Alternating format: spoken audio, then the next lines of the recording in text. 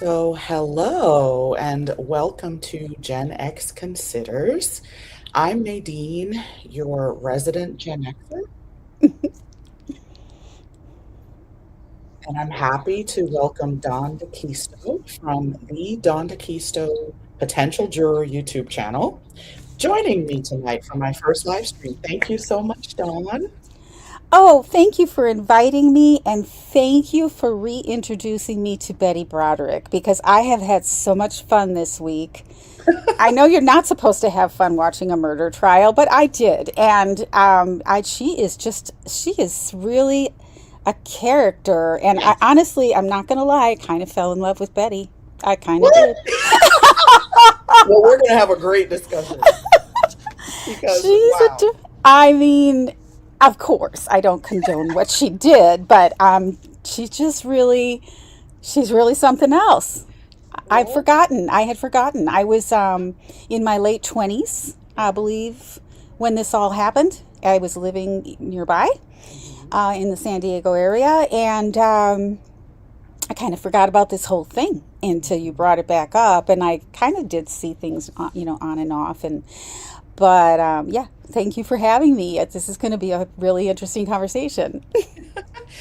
Right. Well, thanks again for being here because it was just going to be me talking into the ether because I just had a lot to say. And, Betty passed away recently in prison on May 8th. She'd served, I think, 36 years in prison. And that brought the case back into the true crime lexicon, so to speak. Mm-hmm. And I've been seeing a lot of videos pop up talking about the case and reading comments, and it just reminded me how differently many people still remember this case compared to the actual evidence that came out at her trial.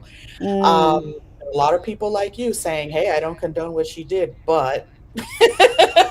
Well, But well, she was just super entertaining to watch. she was, Yeah. and people, friends of hers, even her children, Hmm. love her and say she Hmm. was a great person to be around. Aside from this, husband leaving Right. her this situation, Right. she was a very a person people like to be around. Right. Right. Charismatic and stuff like that. So Right. tonight, I wanted to, start a conversation to take a closer look at the case again, Hmm. because it is one of the most debated true crime cases of the last several decades. And it's one of the first true crime cases I remember living through. I was like 12 going on 13 when this Hmm. happened, and the Hmm. Menendez brothers happened like less than a month just before Right. this. And Right. I remember both of those news stories breaking and everything that came after that in the years to follow. So tonight, rather than start like with the opening statements at the trial, I just wanted to kind of look at the actual evidence that came out and question why people still defend her in the face of Okay. all that.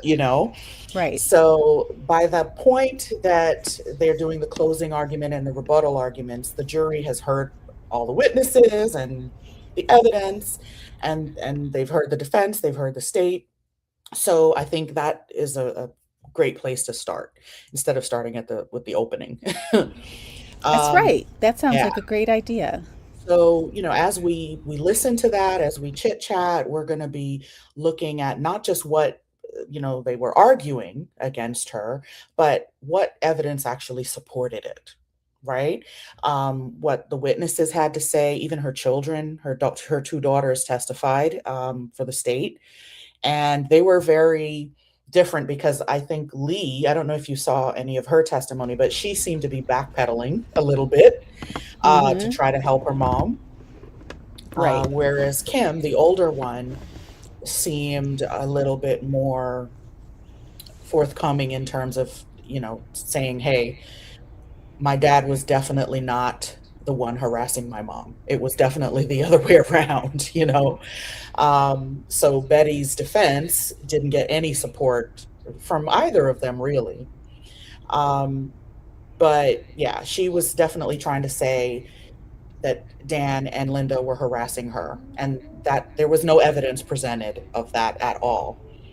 So that's what I want to look at. What was actually heard by the jury, and why the public memory and even just the media take on it is still different from that.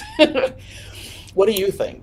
Well, I was just looking at remembering the title of your podcast tonight, and Hmm. I do not defend Oh, Betty. I find her entertaining, but wouldn't defend what she did. right, I right. thought that Kim. Um, okay, two thoughts. Yeah, I mean, Kim was not helpful. That's for sure. Her testimony was not helpful to Betty. But also, I found myself thinking during her testimony that children don't always know what's going on. And she Hmm. seemed to be very confident in what she was saying, but I'm not so sure that all of her opinions, although she's obviously very entitled to have them, I'm not sure that all of her opinions really were based on evidence either. That was just her take. Hmm. Her Um, perspective, yeah. yes, yes. So, okay. And another well, before we get into that, I do want to start this off, especially for the people who may discover this video on replay, that I would like to keep the discussion thoughtful but respectful. So I know this is a very divisive case and a hot button Mm, issue for a lot of people. I've seen comments elsewhere wow. that show that it's still a very, very sensitive thing, and people can get pretty emotional about it. So I welcome differing perspectives and good faith disagreement, healthy disagreement, but no personal attacks, please, no trolling, no hostility in the comments toward other people. Those will be removed. Zero tolerance here for that. Yeah, and We don't have I time didn't for that. I did not know it was a divisive. I mean, Oh, like I said, very. I was barely 30 years old when this happened, and I wasn't really. I was only started getting interested in watching trials like since COVID. So, Hmm. I remember the trial happening, like I said, because I'm local. But yeah, I had no idea there was so much going on with I Betty. And was then I did watching the remember her OJ being on trial. Oprah. Right, OJ. Another one that was out. Menendez is right here in LA, and then Hmm. um, oh my gosh, I just lost his name. The gentleman who is in prison for life, who is now gonna trying to get a new trial Oh, because Scott Peterson. Scott Peterson. Yeah. He ended up getting arrested very close to where I live. So, Wow. yeah, that Trying was to flee another to one. Mexico Yes, with he his was blonde in hair. San Diego also. Yeah, so all of those kind of happened at the same time, but I wasn't paying that much attention to crime at the time or to Right, right. trials, but you did hear about it, of course, on the Yes. news and stuff. Yeah. So, yeah, I feel like, I mean, I'm not so sure that I can't remember now what evidence the daughters really provided apart from their testimony. Well, right, their testimony. And I Right. think they brought in some of the recordings under Kim's testimony. She was Mm-hmm. able to authenticate Mm-hmm. that those were recorded on her dad's answering machine. Mm-hmm. And they played, during her testimony with Betty talking to um, Danny, and maybe both Danny and Red, I'm not sure. Right. But yeah, and those were pretty strong evidence against her. Right. That she was going. I got the impression that Betty might have always been a little off, but that she Hmm. just went right over the edge with the extramarital affair by Dan and the marriage falling apart. Hmm. And I also will say just about me is I don't tend to turn victims into saints. I don't think Dan was a Right. saint. No, I of don't course think not. Dan Markel was a saint. I don't think anyone was a saint. I particularly don't think Broderick was a saint. No, he Okay. was. No one's a saint. Right. But I'm not, I don't know. I mean, certainly didn't deserve that, but No. I'm not so sure that Betty didn't have some points, is all I'm trying to say. And then I also don't really hate too much on people who commit crimes. I try to keep just a little bit of a balance there because Hmm. everyone We're has all their human. history. Yeah. Yeah. Hmm.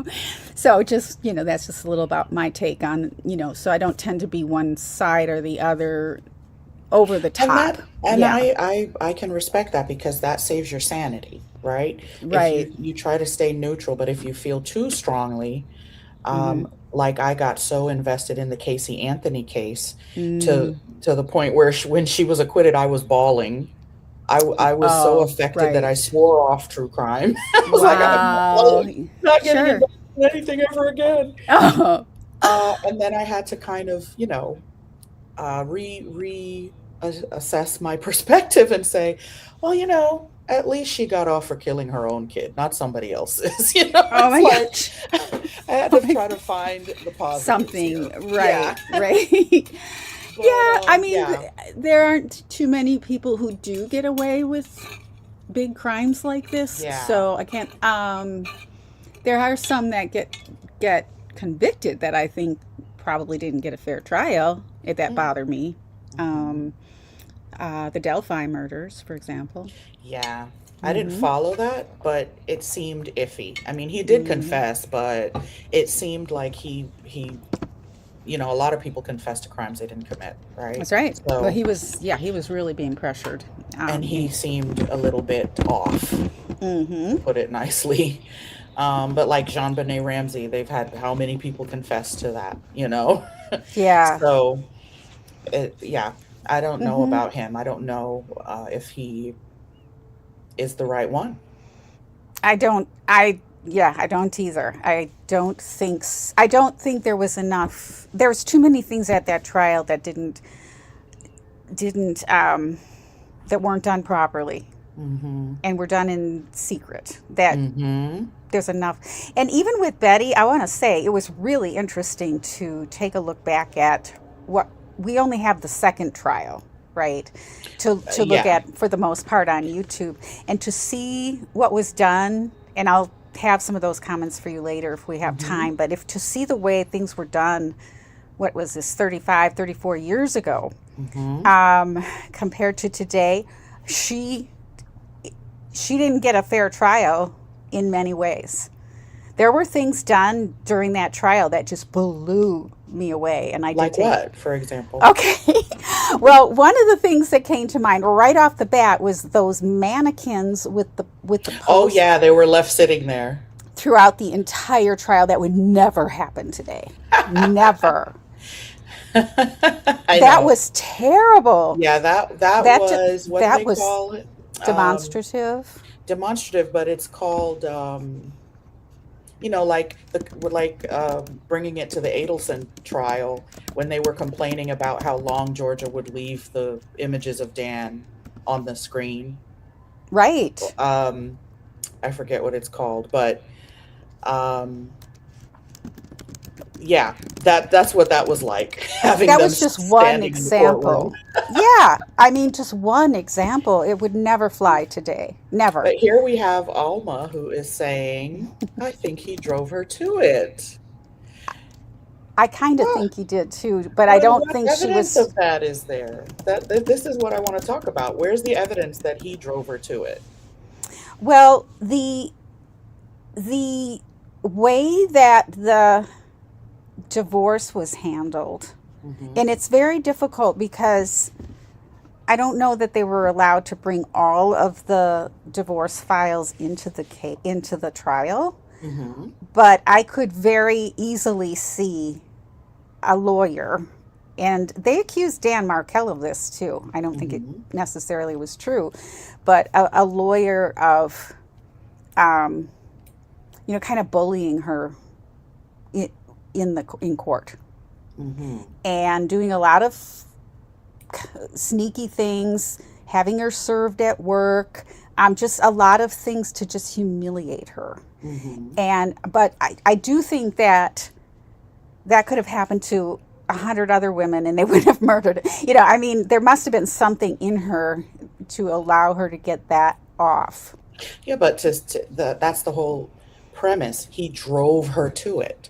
Yeah. So Well, that's that's what what I her heard. defense was Yes, it that they was. drove her to it. So I'm asking, what evidence did she present that proves that, that supports that they drove her to it? Well, we're going to 'Cause look at I the didn't see any.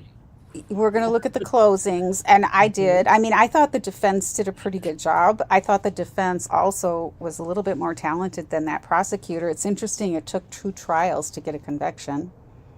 And Well, I think that's because of this conversation we're having right now.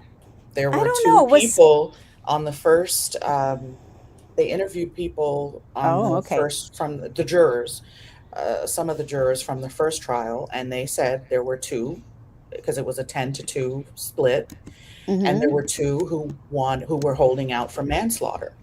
They believed Mhm. that there was some emotional Mhm. component and that it wasn't murder, whatever the criteria is for second or first degree murder, they didn't Mhm. feel it met that. And so the other 10 did. And that's why they deadlocked. So it's this conversation we're having now. How did Dan and Linda drive her to it? Was it because Linda's voice had been on the answering machine that drove her to it? I think there was testimony by at least, I think it was Lee. I'm not sure if it was both of the girls, but that Linda was did say unkind things about her as well. There I'm was sure she did. testimony that it went both ways. In other words, I don't think it was one side. Did you hear, okay, the recordings of Betty speaking to her son, Danny? Yes. Yes. And did you hear her tell her son that she wants him to call Linda a Yes. CUNT? Yeah. And that he cannot come and see her until she gets the CUNT out of the house, until he, the 11-year-old boy, gets the CUNT out of the Well, house. she had obviously lost it by then. I mean, she had really lost it by This was then. 2 years before the killings. This was in 1987, these Right, recordings. but this divorce, I mean, wasn't it like a 6 year experience when he met Linda and by the time he married her? Yeah, so he Yeah. he and Linda began at the end of 83. He left Betty a year and a half later, like at the beginning of, I think it was February 85, he moved out. And then later in 85, he filed for the divorce. So from 85 to 89, it was a 4-year period. In that 4-year period, I heard no evidence of Dan and Linda harassing Betty. We have Betty saying that she started to receive flyers for weight loss in the mail, but I question whether that's true, the veracity of that, because Yeah. she could have been sending them to herself or she could have just been making that up. And we have plenty of evidence of Betty harassing them, Right, but Dan was a including, lawyer, so he would know not to leave evidence. He would well, know he how to was bully a her lawyer, but without doing he it. didn't need to do much. She was doing plenty to give him ammunition against her. That's what I see. Well, no He doubt didn't need she was he losing didn't it. She screw lost it her for over sure. But because, I don't think that means that he didn't do anything. no, You I'm know, not I saying don't. he didn't do anything. It was a bad divorce. He did Mhm. cheat on her in the marriage. I'm Mhm. not saying he didn't do anything, but did he drive her to break into their house and shoot them dead in their beds? Well, I wouldn't say What did anybody he do drove to do that? anybody to do that because you have to do that on your own. You can't blame somebody else. But I think that there was, honestly, I wasn't taking notes on what evidence on either side. I could Mhm, definitely go back and do that. But I will say that, first of all, he's a lawyer. He's not going to leave evidence. And if mhm. somebody is being bullied in the courts, you're going to be covering all of your tracks. But I'm pretty sure that their hands were not clean, Dan and Linda, and that they didn't do any back and forth. She chose to do what she did. Betty is responsible for what Betty did.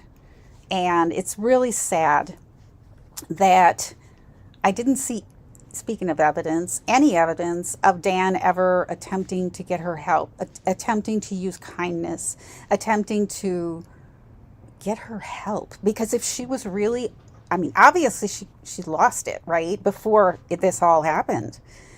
Because, No, like you're saying, as evidenced by those messages and some of the other crazy things she did, driving into the front door. I mean, she obviously needed help. She obviously needed she something. she And did not.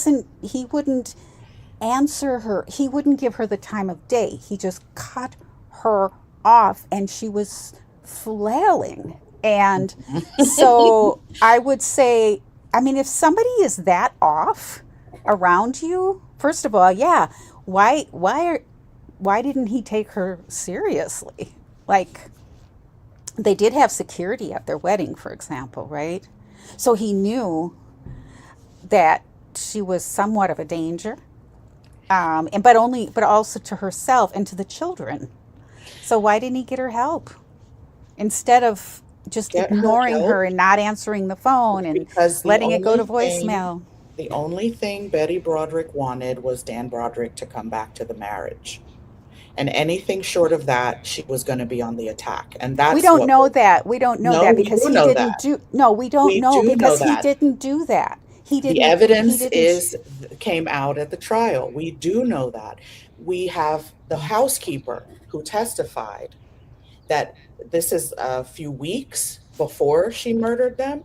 She told his housekeeper, Betty told her, I know Dan and Linda just want me to leave them alone, but that isn't going to happen because I'm either going to make his life a living hell or I'm going to kill him.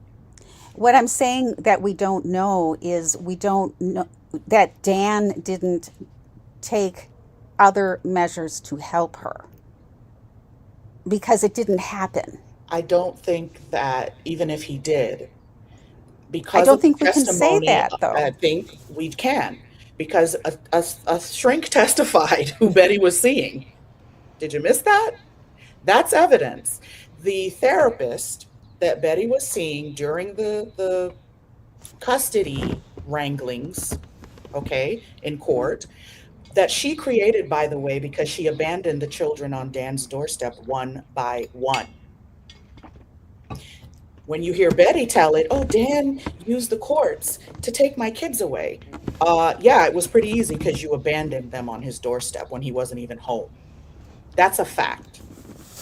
Well, I don't That's dispute facts and that. evidence. But So what I'm talking about she is what created Dan these did to help her. situations No, I agree she did, but and then I'm just says saying Dan used the courts to bamboozle her. well, That's that not could true. both things could be true. But Well, what I'm but saying I is would love to hear the specifics of what I'm what saying Dan is did to there's her in court. absolutely no record of Dan or anyone in her family, anyone. Her friends were sort of helping her on the side, but I think one friend talked about her maybe suggesting that she needs help, She was psychiatric seeing help. a therapist. Right, but That therapist testified. more than that.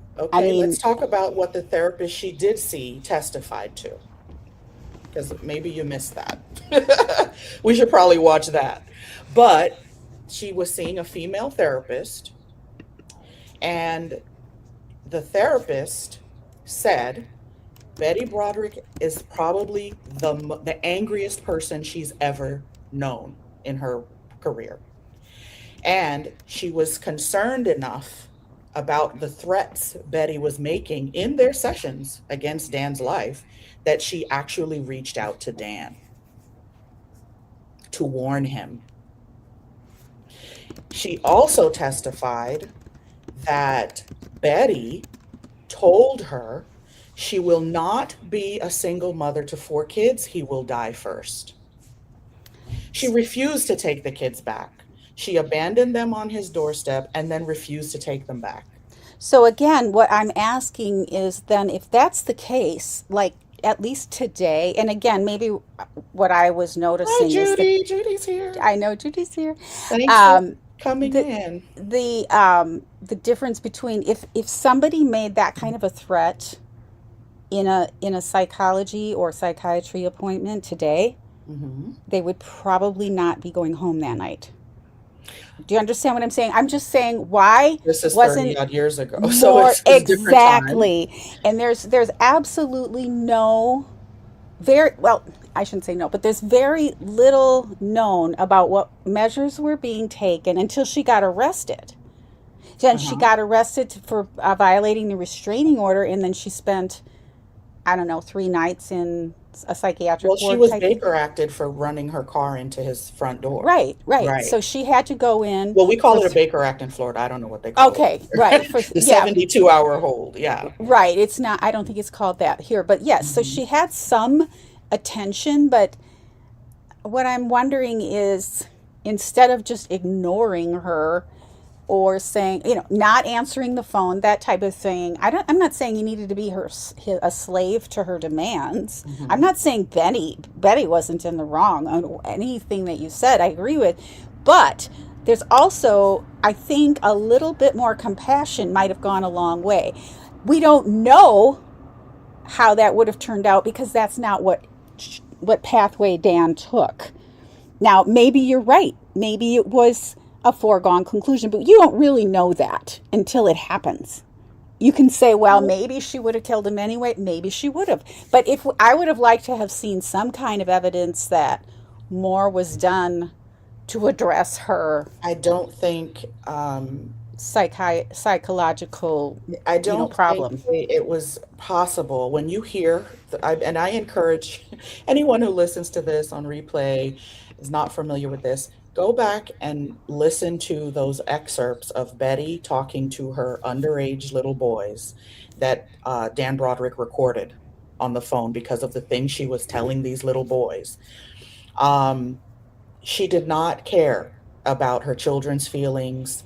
She only cared about her own feelings, and that comes across very clearly. I mean, I tear up when I hear that like half-hour call with her and Danny. You can hear how much pain that little 11-year-old boy is in, and Oh, she's her. oblivious. Okay. Okay. Okay? She's oblivious, and she's telling Yes, him she's Linda's a gone. cunt, She and is the cunt like needs to she's go, out in and his dad's a space. cunt sucker, and I mean, she's saying the most vulgar, She nasty is things to these gone. children. She is And when he says, psychologically gone. yeah, Like and when she's he checked says, out. Mom, you need to stop saying these bad words. We can't come and see Mm-hmm. you if you don't stop with the bad Mm-hmm. words. And she says, she wasn't saying bad words before he started effing the cunt, Mm-hmm. and things like this is how she's talking to her child. Yeah, I And then know. she's telling him to call Linda the cunt. So I'm sorry, but But that doesn't have anything to do with murder.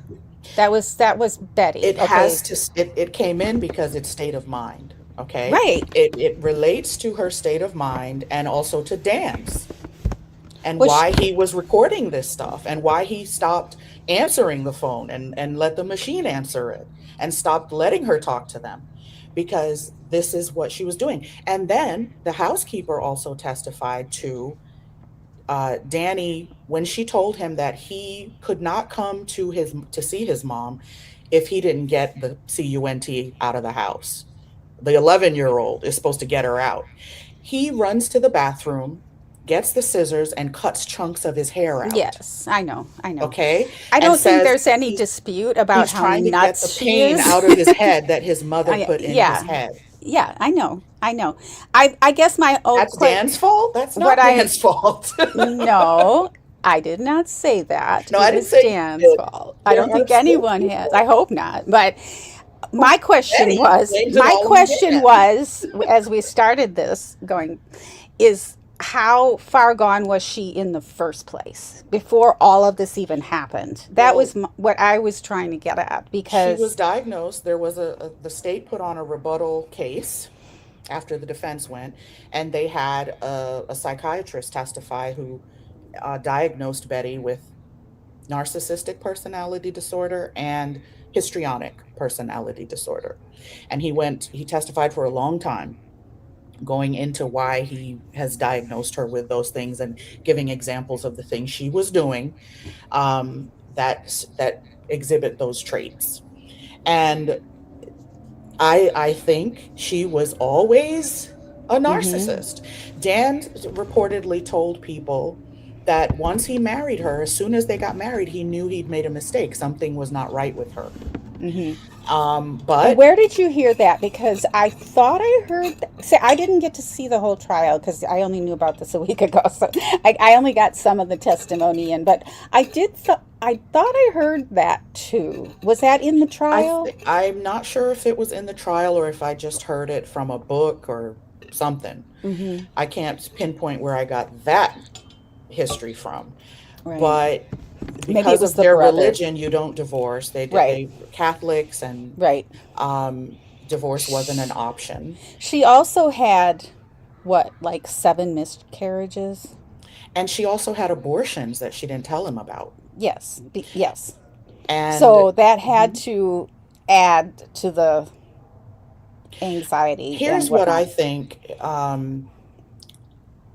gives a good idea of what that marriage was like even before any of this started. Um, People testified. I saw two different friends testifying at this second trial to how Betty spoke to Dan in a very demeaning way in front of everybody. She would call him a fag, she would put him Oh down, my God. she and they testified. This is evidence at the trial, witness testimony Okay. to this in the 70s, 80s, before. Mm-hmm. This is pre-Linda, pre-affair, right? Yeah. And this is just the state of their marriage, where they said, for his career, his professional life, she was very complimentary. But when it came to him personally, it was like she was the superior one. She was the beauty queen who deigned to marry him. And he was supposed to always worship her for that. Right. And she would insult him in front of them, and they felt uncomfortable at dinner parties, if they were out together. The way she spoke to Dan was very emasculating. So when you hear that testimony coming from people who were their friends and knew them, you get an idea, okay, what kind of dynamic was going on in this relationship when he meets Linda Kokina? Well, And I honestly felt the take I had, and mhm, again, I didn't see the whole all of the testimony, but mhm, the take I had is pretty much what you think of Betty. Obviously, I think of Betty. I mean, it's not mhm. so it'd be really hard to defend somebody who speaks like that with to their children and whatnot. But I think she was far, far gone at that point. But I also thought that Dan was extremely ostentatious and materialistic, and had maybe his values weren't quite in the right place either. So the two of them together, I think, was just really a bad match. Like just a match that was going to yield problems, right? It Yeah, I just think seemed. they were mismatched, but specifically when it comes to his affair, because ideally he should have left Betty in 1983, right? When he realized he wanted to start a relationship with somebody else. He didn't do that. And I think in that context, where he has a wife at home who's constantly humiliating him and insulting him in front of people, and Mm. if he comes home late, she's jamming his favorite ski into the front door so it'll break when he opens the door.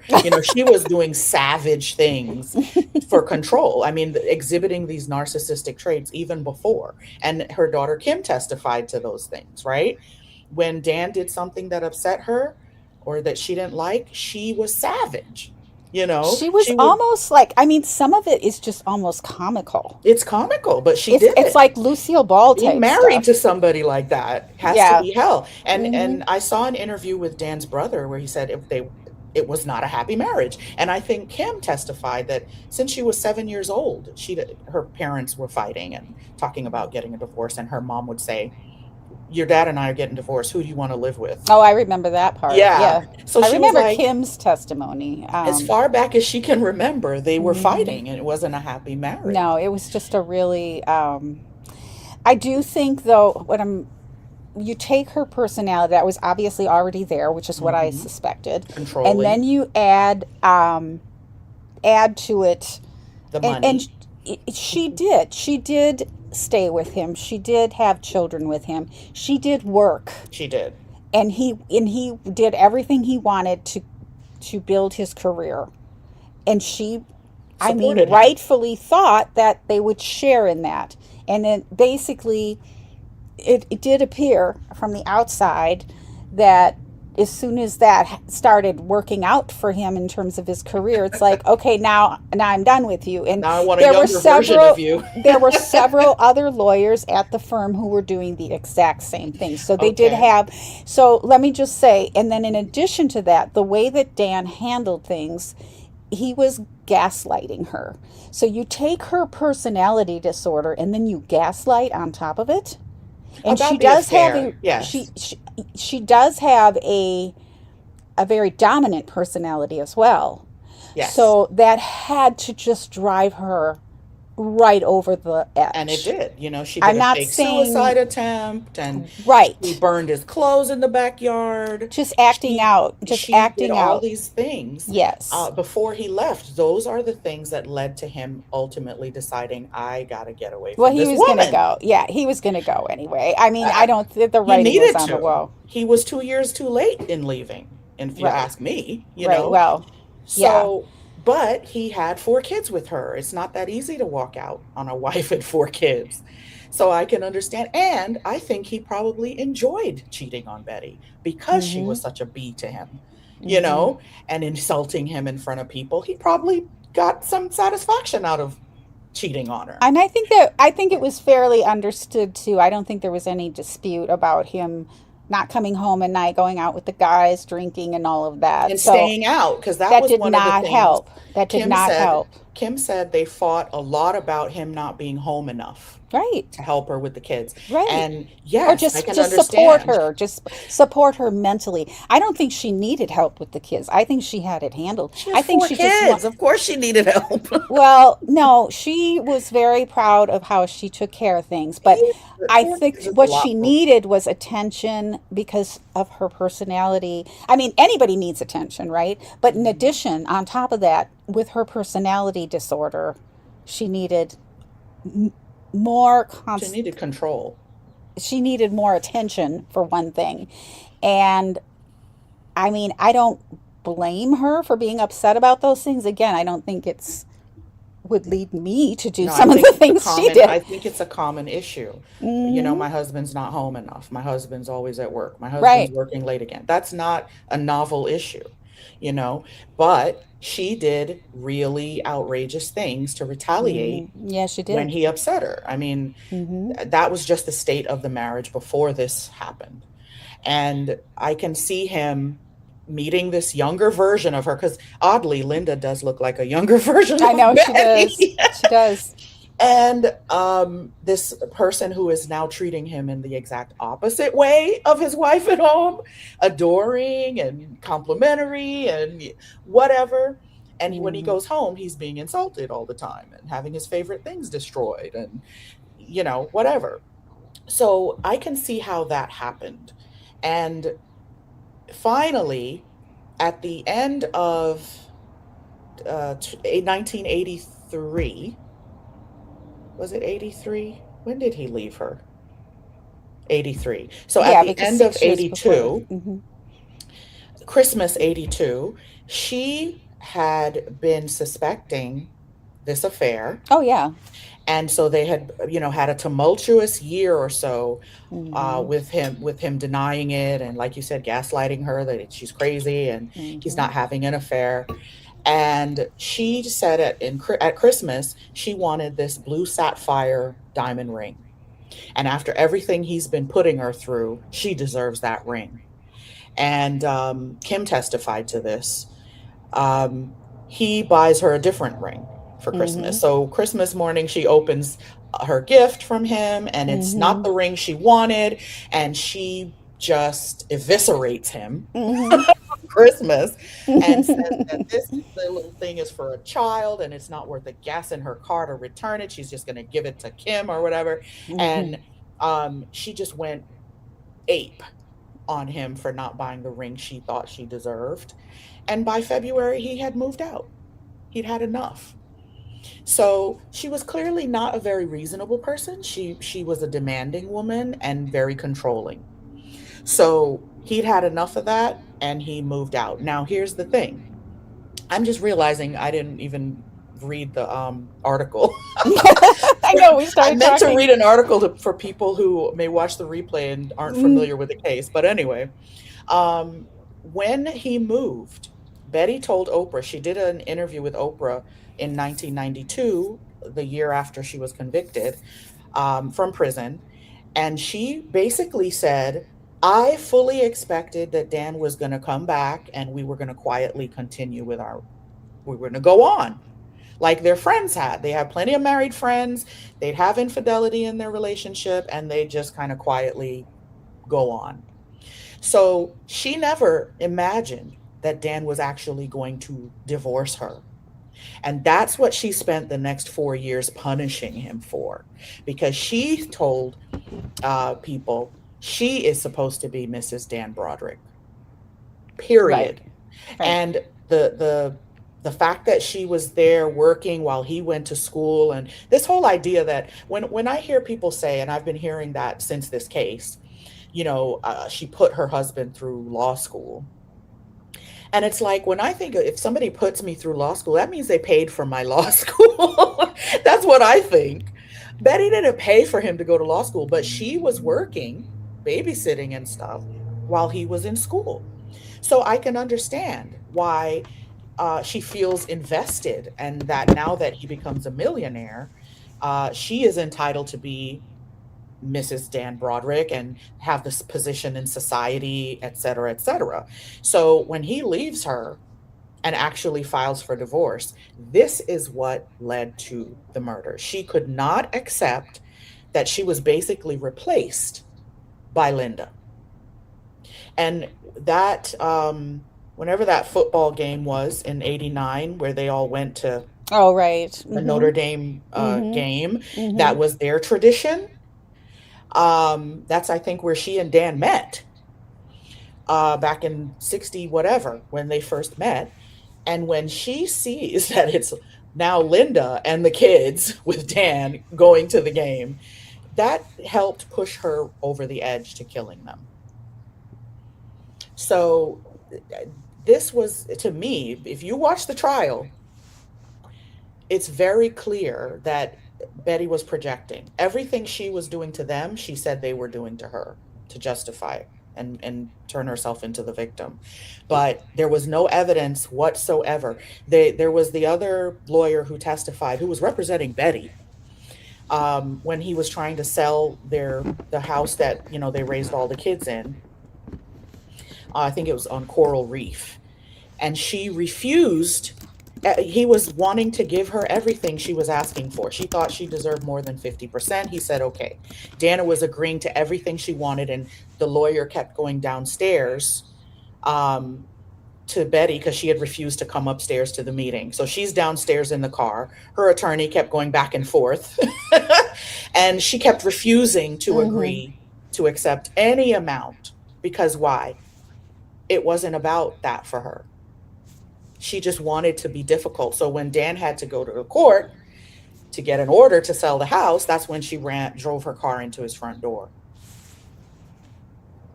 Right. But yeah, so there's a lot that went into the trial. There's a lot to this story. And I think that it's my take on it is that, like I said earlier, Dan could have done better, and he's no saint. No, no, it never. Who said he was a saint?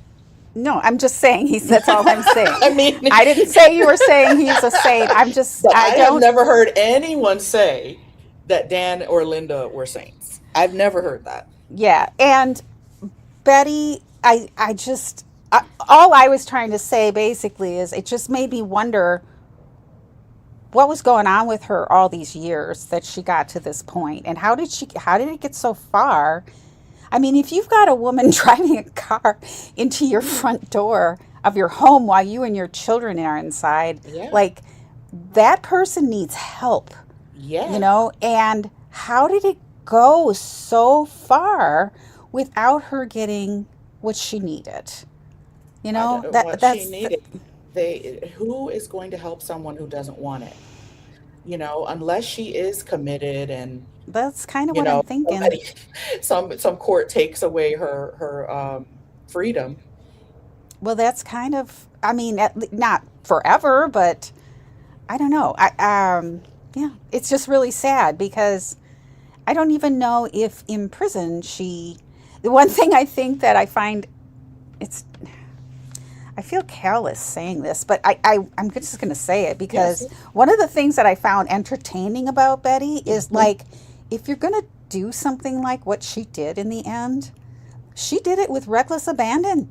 She didn't have any regrets. She was No, like, and it's she like, never hey man, regretted it. if you're going to do something, do it. And I will say, she did it. She did and I think she knew she was going to go to prison for the rest of her life. And I think maybe she even knew No, she she told was people either, to convict her when they hear what Dan did to her. well, And, she told Kim she testified to also that, another said friend she testified also to said she's that. finally free now that she's in Yes, prison. it's So she finally said over. many things. Yeah. Hmm. So it's not all she did. And But it was over for her. she seemed she never seemed to be regretful She of wasn't. That's why she yeah, was denied parole twice. right. And so it's just if you're She going to be told Oprah and she did another interview from jail where they asked her about remorse. And she said mhm. what she's remorseful about is the fact that Dan destroyed their marriage. That's what she's sorry about. Well, she did say, I remember her saying that she is remorseful for what happened to her children and the kids and everybody But that she blames Dan. But it's Dan's fault. no, It's always Dan and when I Linda's heard fault. her say that, she said she didn't say it with any caveat about Dan or Linda. She just said she felt remorseful about that. She gave many, many, many interviews over the years, Hmm. so no, Oprah Yeah, wasn't the only one. Yeah, she was not sorry. She, the she said, "I'm parole. not." How did she say it? She said, "I'm not remorseful. Wait, I don't have any regret. I'm not remorseful, but I do regret," which is kind of weird. So it was kind of like she really. I think she had planned to do this for a bit of time. I think she was Yeah, because she so kept threatening it. She was yeah, telling the kids, "I'm gonna kill him. I'm gonna yeah, kill the and son she of a did it, bitch." and she Hmm. just yeah. I just don't understand why, since she was saying that to her friends and to Dan and to Linda and to her children and her lawyer and God knows who the doctor, like, The why wasn't therapist. something Yeah. done? Yeah, why wasn't something done I to, think he was doing the best he could. He hired security at different times. The security guy that managed security at his wedding testified yeah. to what he was told, why he was being hired, and Well, he also wouldn't wear a bulletproof vest that day. I don't think he really thought she was going to do it. I really don't. I don't think he took it seriously. well, the therapist called him and warned him. So I Yeah, I think for him know. to hire security at the wedding, he took it seriously. And he hired security at other times, according to Kim.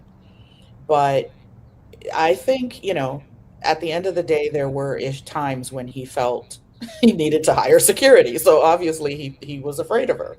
And Kim said so, that her dad was afraid of her mom. And but did they think she was going to break into their house and shoot them in their bed? I doubt it, because they probably would have had an alarm system or something. Well, evidently they had an alarm system and he wasn't even using it. So, Oh, really? So yeah. yeah, it's just odd. The whole thing is just, I don't think, I think this demonstrates that Dan really didn't feel that threatened by her because if he did, he would have taken other measures. Well, 1989 in November, I'm not sure that he would have thought that, right? At the end of 89, they didn't see that coming. I don't know. Even though the letter she received the Friday before, she killed him Sunday morning.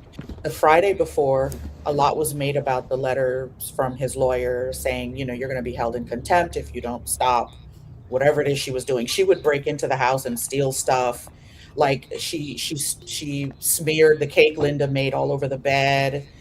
She stole their guest list for the wedding. She was constantly trying to provoke them. And again, she tells the housekeeper she knows they just want to be left alone, but it's not going to happen. To There me, was one housekeeper that I thought was a terrible witness. I did not like her. I will say, if I were the woman, the other woman, Linda, mhm. and this was going on with the ex-wife, I would be out of there. I don't care if it was 1989 or not. There is no way that I would step into that kind of drama. Well, Who does that? Like what? I she mean, married him. They she got did. married. So it She wasn't just, did. it She should moved have from an run. office fling She had. to She a knew what marriage. she was getting into. She I don't knew. think No, because some of this happened before the marriage. Yeah, I don't. Betty was acting up because it wasn't just like after they got married that this all started. I No, would of have course. been Since so Dan so moved so out. out of there. From the Out of there. moment Dan moved out, she was on the attack. Mhm. And when he filed for divorce, it got even worse I'm just because, saying, I don't care how old I was. If I were 17 and this was going on, I'd be like, bye. No well, way. I would want a situation like that, or be around that kind of not because I thought, not because I'm so, I would be thinking I'm going to get murdered, but just who wants that kind of drama in your life? Because she well, was and I just think gonna, whether there was another woman or not, he would have left her. It was because she treated him very poorly. he might. So I don't think the marriage would have lasted anyway. And this would have happened anyway because if he had divorced her and stayed single, she would still be bitter that she's not Mrs. Dan Broderick helping herself to all his millions I that don't she know. felt she earned. Yeah. So the divorce settlement, that's another point of the trial. She was awarded $16,000 a month in 1989. That wasn't enough for her. She was very upset with that. Well, because she knew further future earnings, were going to be much, much higher. So.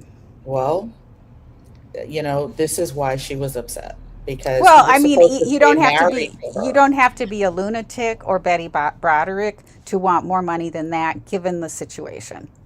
Well, Because if his earning potential was much higher than that, and she had four of his children. She yeah, but she gave was them with to him. him during all the lean But she gave years. kids to No, him. I don't care. I don't care. No, you got to be reasonable. You cannot be unreasonable. Okay, I can see. Okay, no, you're making I don't millions. think asking for more money than that would have been unreasonable, is what I'm saying. Well, that's fine. You can For ask anybody, for you don't more have to be money. a kook. You don't have to be crazy Betty, you know, to want more money is all I'm saying. You It's can just, want more money, but the fact is, nothing was going to satisfy her short of him coming back to the marriage. she did say that also quite a bit that she just thought he was having his, what is it, the 40 Midlife year. crisis. Yes, yes, Hmm. yes. She said that on Oprah that he was having a classic midlife crisis, Right. and that's not true. And that she The read evidence books shows about that it. that's not true. So, It's what she believed. It's what she I believed. don't think she believed that. I think she knew that exactly what Dan told her, Which is, which is he is not happy in the marriage. It's as simple as well, isn't that. that what somebody says when they're having a midlife crisis? They're not happy. I mean, what Well, else would he say? I mean, if you're married to someone who's constantly insulting you in front of people, is it a midlife crisis or is it I just don't want to be insulted in front of people anymore? I don't want to be married to somebody who doesn't respect me. Which is it? It can be Did he say both. that? But did he say that? Is there evidence that he said that? That he said what? That he was leaving her because of the way she was treating him? Yes, he was unhappy in the marriage and that she was avaricious. Everything was about money. She had, she talked about $10,000 gowns that she had in the closet. And I mean, she spent the money like it was water. And once they had money, once he started Well, making money, as did he. They were the same that way. They were the same that way. They were both extraordinarily ostentatious and materialistic, very much so. Both of them. It wasn't just him. Okay, but he didn't murder her in her bed. That's all I'm saying. Well, we were talking about why he left her. So you jump, No, but yeah. we're it's like we're trying to take score and like say they're both equal, and I just No, cannot see it that way. on that one thing I'm saying. Both Well, were they were married to each other. I'm sure they had plenty in common, as much very as they had not materialistic. in common. Right. So I'm just pointing out what she felt entitled to that caused her to attack him when he left her, because she was no longer going to have access to that lifestyle and that social status. And that is what caused her to harass them and ultimately kill them. Yeah, it's a crazy story. It really is. Yeah. And this It's is been why a I'm wild. asking, why do people still defend her? Because, you know, I'm still Well, waiting for the evidence okay, of so on the Dan people who harassing her in the courts or out. well, I think there's why do people still defend her? I don't know anything about this, so I Mhm. just kind of looked at the trial this week. So why, when you say you see people defending her, what are they saying exactly? They're saying that exactly what, who was our first commenter? Alma. Alma. Basically, different iterations of that. I think he drove her to it. Dan and Linda deserved it. Betty put him through law school, and then he traded her in for a new model. I don't defend murder, but I can understand why she did what she did. Well, those were like Things five like that. things. Okay, so I think that he did have a part in gaslighting her, because About that's not uncommon. That's not hard gaslighting to her believe. about what? Having an affair, why was Yeah. he leaving? He wasn't honest with her. I think that he had a part in that. What was the other one? What she put him through law school. We Mhm. already know that she clearly did live with him in very meager conditions for a very Mhm. long time. She She worked worked while he was in school. in school, which is Mhm. fine, and she just never complained about that. No, You didn't hear her. she wanted to You didn't support hear her him. complaining about that. She said I was fine with that. Um, so it's so people paraphrasing and saying she put him through law school. I would say she was supporting the family while he was in law school, medical school. Okay. Mhm. What was the other one? Just different iterations of Dan and Linda drove her to it. Oh, and that they could understand why They I can understand why she did understand what why she she did. might do it. I don't condone it. I wouldn't defend her doing it, but I can certainly understand what seems to have happened there. I mean, this happens in family law every day of the week, unfortunately. I mean, there's a lot of trials like this, which is really sad.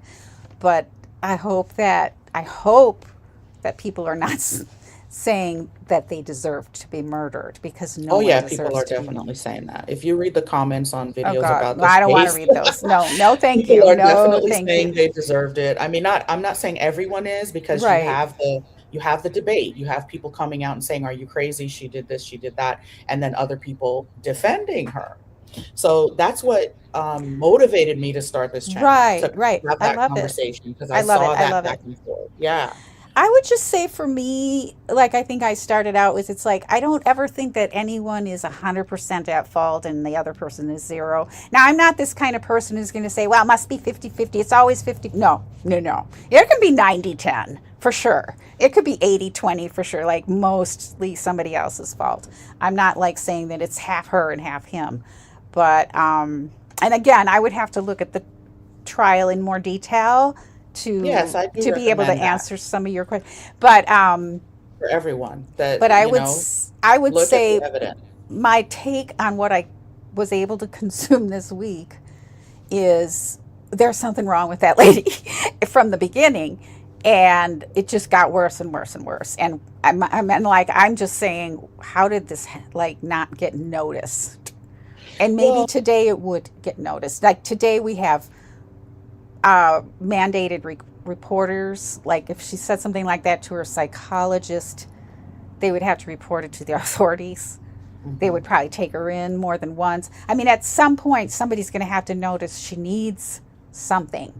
She needs help. And um, that's all I was saying about that. It just Right. seems so outrageous that she was just let go. I feel, and I think there's a certain part of me that feels sad about that for her because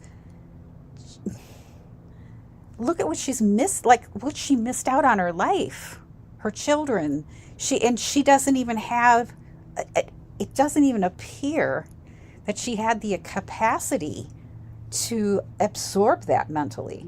It was a choice. And her son, um, Rhett, the youngest son, gave an interview in 2003 on, I think it was Hard Copy or one of those shows. Hmm. And he said he loves his mom and he would love to see her released because he thinks the only two people she was a danger to were Dan and Linda. And he said, but when he reads her letters, she is still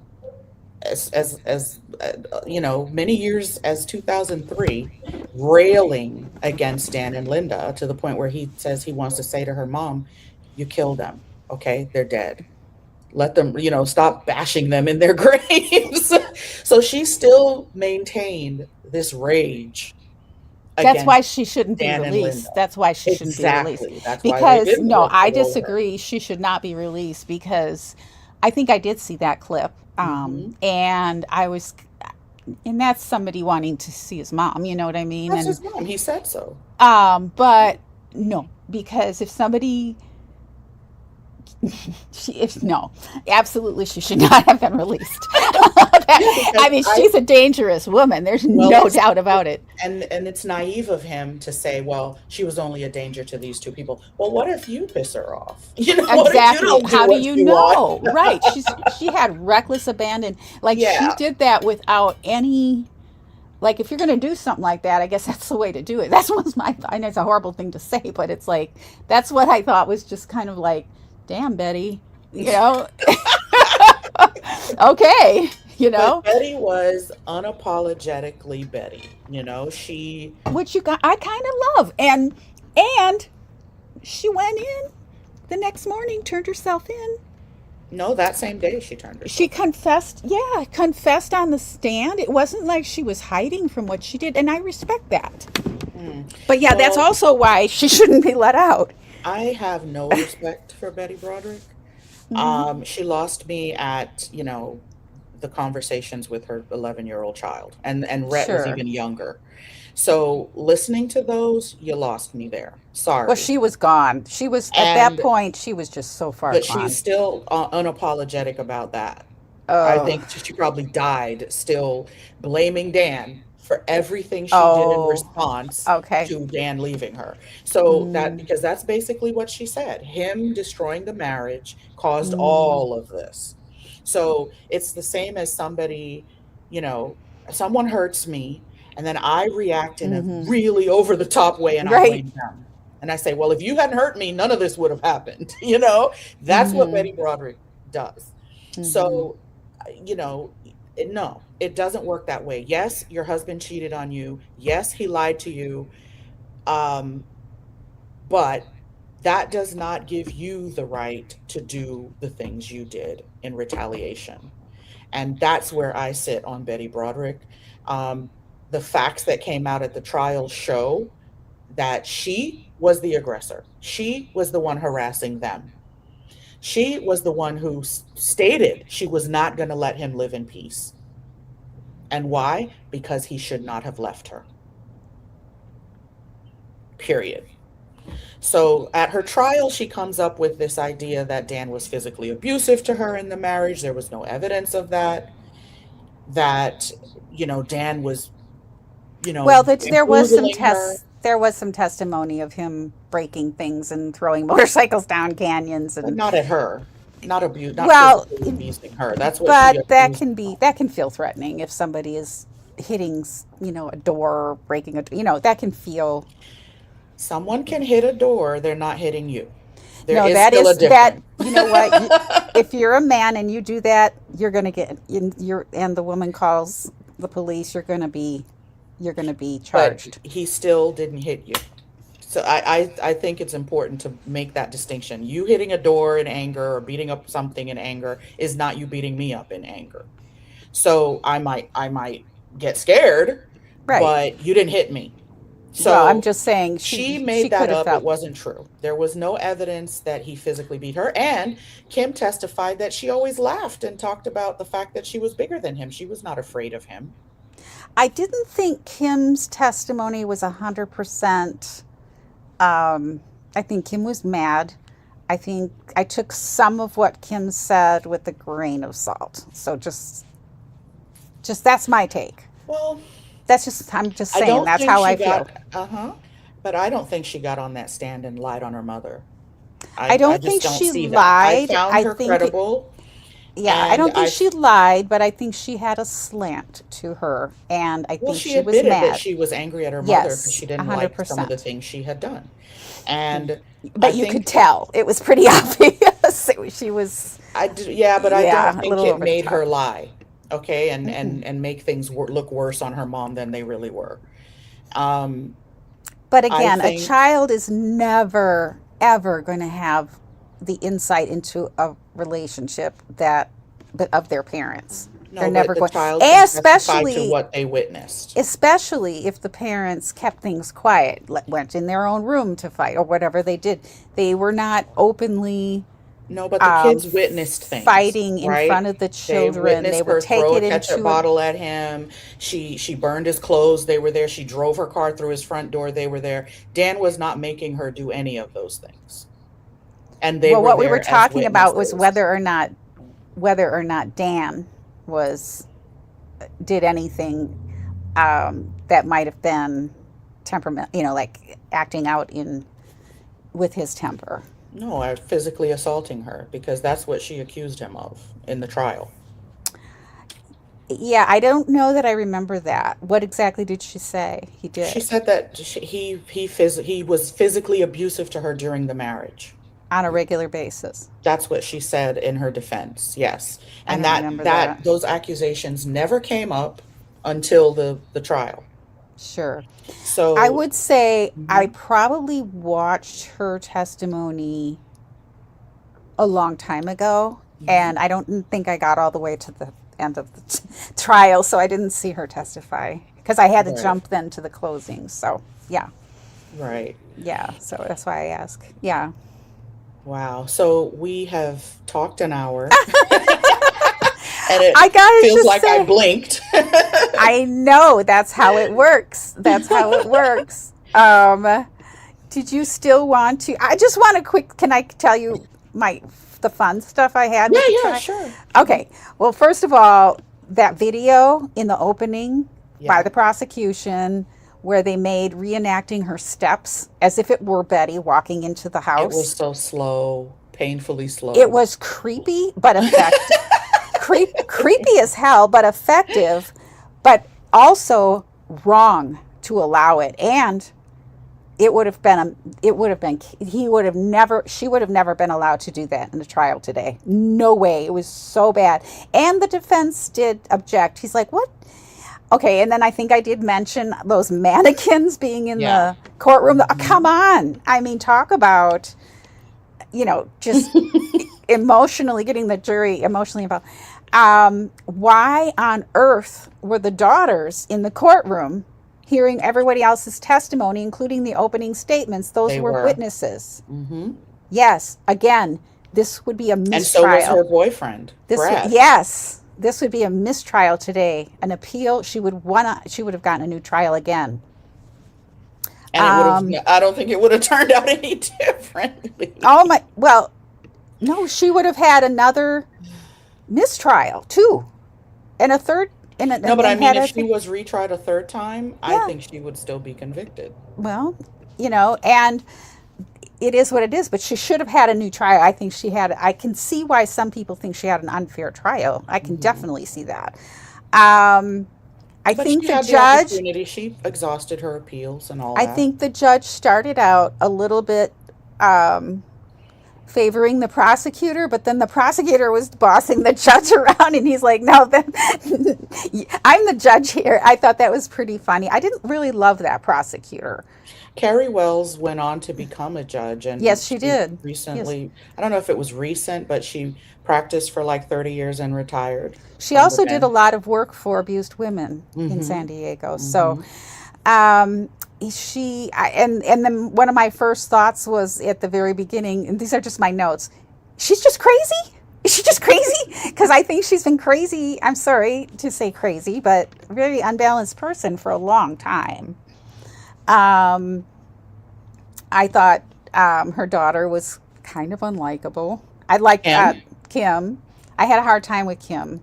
I probably didn't help when they played those those voicemails over in her like whiny, voice, and she's just a kid, so I need to give her a break. But it was just like, oh my god, I had to kind of fast forward. Did we hear voicemails from Kim? I I thought it think was all Betty.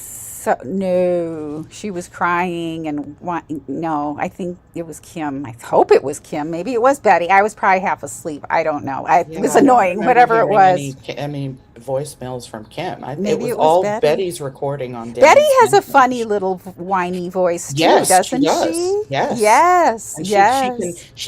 gets very sarcastic and, Well, yeah, she's just got kind of a funny baby voice too, very hmm. young sounding. They were also openly testifying about prior testimony. So it was kind of weird because the jury would then know that it was already tried, Hmm. which I don't think would happen today. No, that happened in Adelson. They talked about Charlie's trial at Donna's trial. Charlie's trial, but not Donna's. If They, Donna had a retrial, they wouldn't talk about another trial of Donna. oh, I don't know. In fact, on many trials, they even leave out like grand jury testimony type. Oh, no, because Catherine McManawa, at her retrial, they talked about the testimony from the first trial, and where that she I had a thought they hung had to. jury. I thought they had to leave that out. No, at her second trial, they definitely referenced testimony and her own testimony from her first trial. Well, I think it's a case by case basis, but I was kind of surprised how openly they were talking about the other trial. That's all I'm saying, and I was They like, that's probably strange. did motions in limine and all that about that, and the judge probably let it in Well, because I obviously think he that, did. yeah, Obviously he did, but yeah, I thought it was a little. but Um, it definitely happens. They do reference the previous well, and I think in this trial. case, because it was such a big trial, probably they were like, well, everybody's going to know it's a retrial, so. I don't know. I Um, think that that was normal for them to be talking. Well, you testified to this before. Do you, because her lawyer was trying to impeach Kim a lot about what she had testified to before. And a lot of it seemed like smoke and mirrors. Like what she said before isn't all that different. He's trying to make something out of nothing. But they did yeah, there's reference never her going to be previous exact testimony. testimony. Yeah. Yeah, it's never going to be exact. I would just say those kids, that family had to be wild growing up in that family, all like from the beginning to the end, all I the feel way. nothing but sympathy for those four children, What was the Kim chain? What included. was the chainsaw incident imagined by Kim? Do you remember that? She said when her mother drove the car into the door, it Hmm. sounded like a chainsaw, and she thought she had chainsawed her dad, so she ran Oh my away. God, Yeah, she says, I thought my mom killed my dad with a that's chainsaw, so right. I ran away. That's right. That's Can you right. imagine? No, that's why I wrote it down. I was like, whoa, She said what it a sounded family. like a chainsaw when It the car hit the front door. Right, and that's what made me say, what a family life, what a wild I mean, life they had. I feel nothing but sympathy for them. Oh, She sure. used them as pawns, and the reason I have no respect for Betty or any sympathy for Betty is because just because your husband cheated on you and lied to you doesn't give you the right to do what you did. And she hurt her children beyond measure. Just listen to that phone call, what she's saying to her son, Hmm. 11 years old. Yeah, Okay. And she wouldn't stop. He was begging her, Mom, please stop saying yeah. bad words. And she just kept on even more. I just don't. I just to this moment, I don't see how this was allowed to keep going on. It just made me crazy. Well, I How mean, about the? Dan Okay, here's. tried. Dan got restraining orders against her. Dan, got the answering machine so that they wouldn't have to answer her calls. And Yeah, this is what restraining she orders started and commitment. doing. I thought it was kind of humorous, the court reporter running out of paper and having to stop the trial and run out to get paid. Because that's something we I don't have don't to know if deal I with noticed that. anymore. I thought Yeah. it was like this, it It's was just so, 1991. it was so novel to see some of these things. It's just like, and then what about that big bed in the middle of the courtroom during the closing Yes, statements? they really did show and tell, didn't they? Wow. I was like, what? And I don't think that was really helpful to the defense because that was the defense. Yeah. I was like, Listen, oh, Betty's claim that she just went there with the gun to make right, them listen to her. right. And, you know, suddenly she comes into the room, they move, she moves, she moves, they move, and the gun goes off And five then it times. got, yeah, yeah, yeah. And oops, I don't know, I don't know. But then, Betty, you grab the phone out the wall. You yank the phone out of the wall. Yeah. What's that about? If it was just like, oh my God, oh, what did I do? I shot them. Oh no. No. And I then mean, and she you didn't say call several people when you leave and you she, tell them well, she, because you finally shot the son of a she bitch. was Come proud of on. it. She's She proud of was what she proud did. and Yeah, she felt like it's over now. Finally, she was proud of it. I can be at peace. Now, I He's didn't dead. understand a couple things that they were asking Kim about. They were asking Kim about her mother's financial arrangements with her father, and she was speaking as if she had authority on that. I didn't think that was the right person to be asking about I that. didn't think she did. It was the defense lawyer who was asking her questions that I felt were inappropriate for him to I be think asking a her. lot of things that were asked of Kim were very inappropriate. Let's put it that way, both But it was sides. Betty's lawyer who was questioning her in depth Mm, about money and their mm, finances. And she no, I kept think saying, on like, cross he might have, but I think the prosecution also did. And then she also, okay, let's see if I can make sense of this note. If he's an alcoholic, and okay, so this is again Kim. He would go out with his friends and drink. He had DUIs, and then he had she's a like, DUI from St. Patrick's Day. I don't know anything about that. So it's kind of interesting. She would know all about their money stuff, but not anything about. But she I don't shouldn't think she know, did know about their money stuff. I think she right? was What she saying, was like, asked. Yeah. yeah, I don't know about that. And she didn't know anything about her dad's money. Her dad wanted her and Lee to be independent. And he was telling them they're going to have to get jobs. They're going to have to start taking the bus. Like, he's not going to just fund their life. And they needed to start taking responsibility, which I thought, bravo, Dan, make them responsible. And she Mm-hmm. went off to college and he paid for she said he was paying for everything except her phone. Like, she had to pay for her own phone. And Lee testified that when their dad told them they're going to have to get jobs and they're going to have to start supporting themselves, that Kim was bitterly upset Mm-hmm. about it. And my impression of Kim, I mean, again, I don't judge any of the children. I don't judge her because I feel nothing but sympathy for them in this situation. And but my impression of her is that she was much less mature than her younger sister Lee. Mm-hmm. Yeah, The I would have way to she agree with that. testified Yeah, that's was not almost like judgy. she was a 15-year-old instead of a 21-year-old. And Right. Lee testified much more mature, Yes. much more well spoken, Mm-hmm. even though I do feel the veracity of some of what she was saying was questionable because she was clearly backpedaling.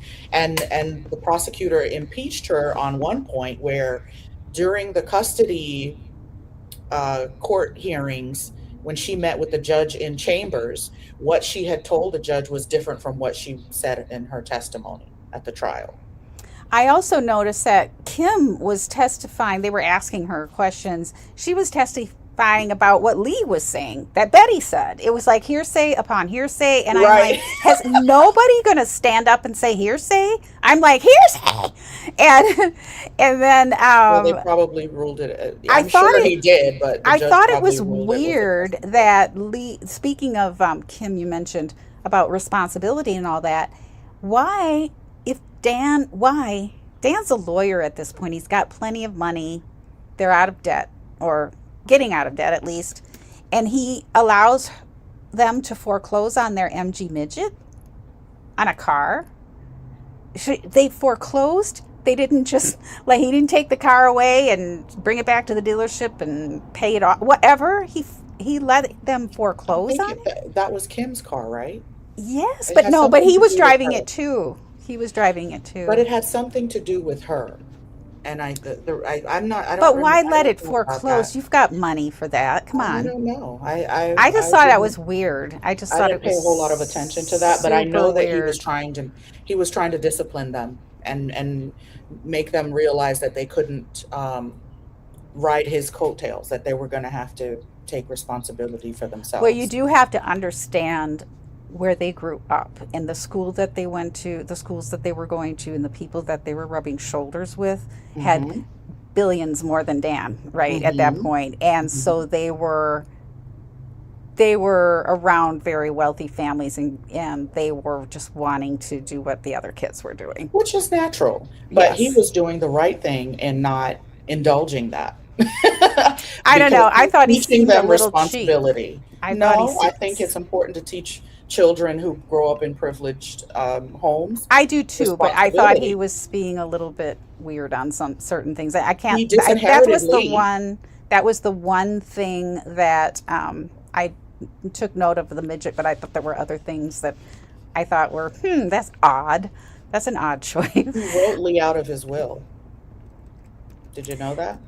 I don't care because it had nothing to do with the trial.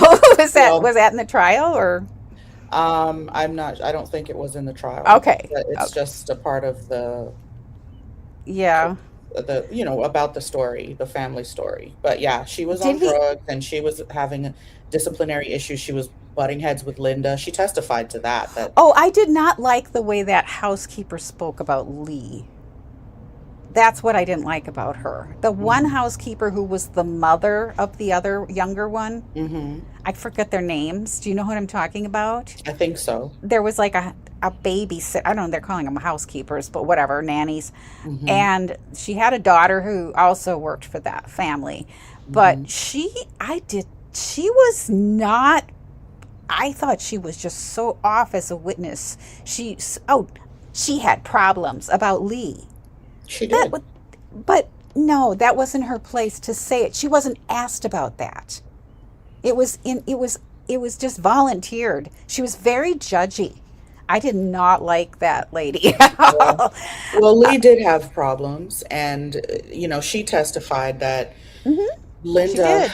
was trying to, discipline them and have some kind of parental role, and she didn't think it was her place. So, there were issues there. And Well, yeah, he's eventually, practically the same age as her. almost, yeah. Yeah. And So I don't um, blame her for that. Yeah. you're going to have problems, either way Yeah, when yeah. this person broke up your family. Sure, sure. But she also did have a drug problem, and I don't know, this is not facts that came out in the case, but I would imagine that's what led to him disinheriting her. And she was also, and I also I don't think think he left much behind. I don't think there was much an estate. I think he was. I don't think those kids had much of anything after he he had a died. life insurance policy because Betty told him when she kills him they'll be rich. Jeez, Betty. Yeah. Another thing I loved, I just so random. Phone books, phone booths, Yes, she went to the phone booth to call Lee and looked it up in the and phone book, everybody and I'm that she like, called. oh, phone books. Phone books were so fun. We used to This look at was the phone book. I 1991, and know. well, she killed him in '89. It was 1989, and Hmm. she left the house, ripped the phone out of the wall, threw the phone at the top of the stairs, left the house, and got in her car, went to a payphone, and called a couple friends, and told them that she finally killed the son of a bitch. And Hmm. she called her daughter Lee and said, who had an apartment, in the area, and she's like, "I'm going to try to get to you, but if I don't get there, it's because the cops got me." Hmm. That's what she And that did. she told Lee exactly what she had done. But now suddenly at trial, I thought he was after me. I didn't know if I had shot him. You told one friend you heard him gurgling in his blood. Oh God, yeah. Betty, I I liked the defense's takedown of the bullet expert. I don't even know the guy who looked like the list Long Island serial killer guy. I don't I remember. forgot his. Do you know what I mean? No. Oh gosh, oh my gosh. Okay, well, first of all, one of the things was gunshot residue. I'm like, I kept thinking, why aren't they talking about gunshot residue to show how close she was? And finally, the defense finally brings it up. What about gunshot residue? And the guy's like, what? And I'm thinking, wow, even gunshot residue today is such a typical thing that you expect in a trial like this. But maybe back then it wasn't. But the defense attorney seemed to be very familiar with how you can tell how far you might be able to tell how far the victim was from the shooter based on gunshot residue. And it was just crazy how little this expert knew. And he reminded me of, what's that guy's name? Rex. I don't even want to say his name, the icky guy from Long Island who was recently admitted to what he did. So I thought that was kind of quaint. There were so many little quaint things about this trial, but I don't think it would have held up.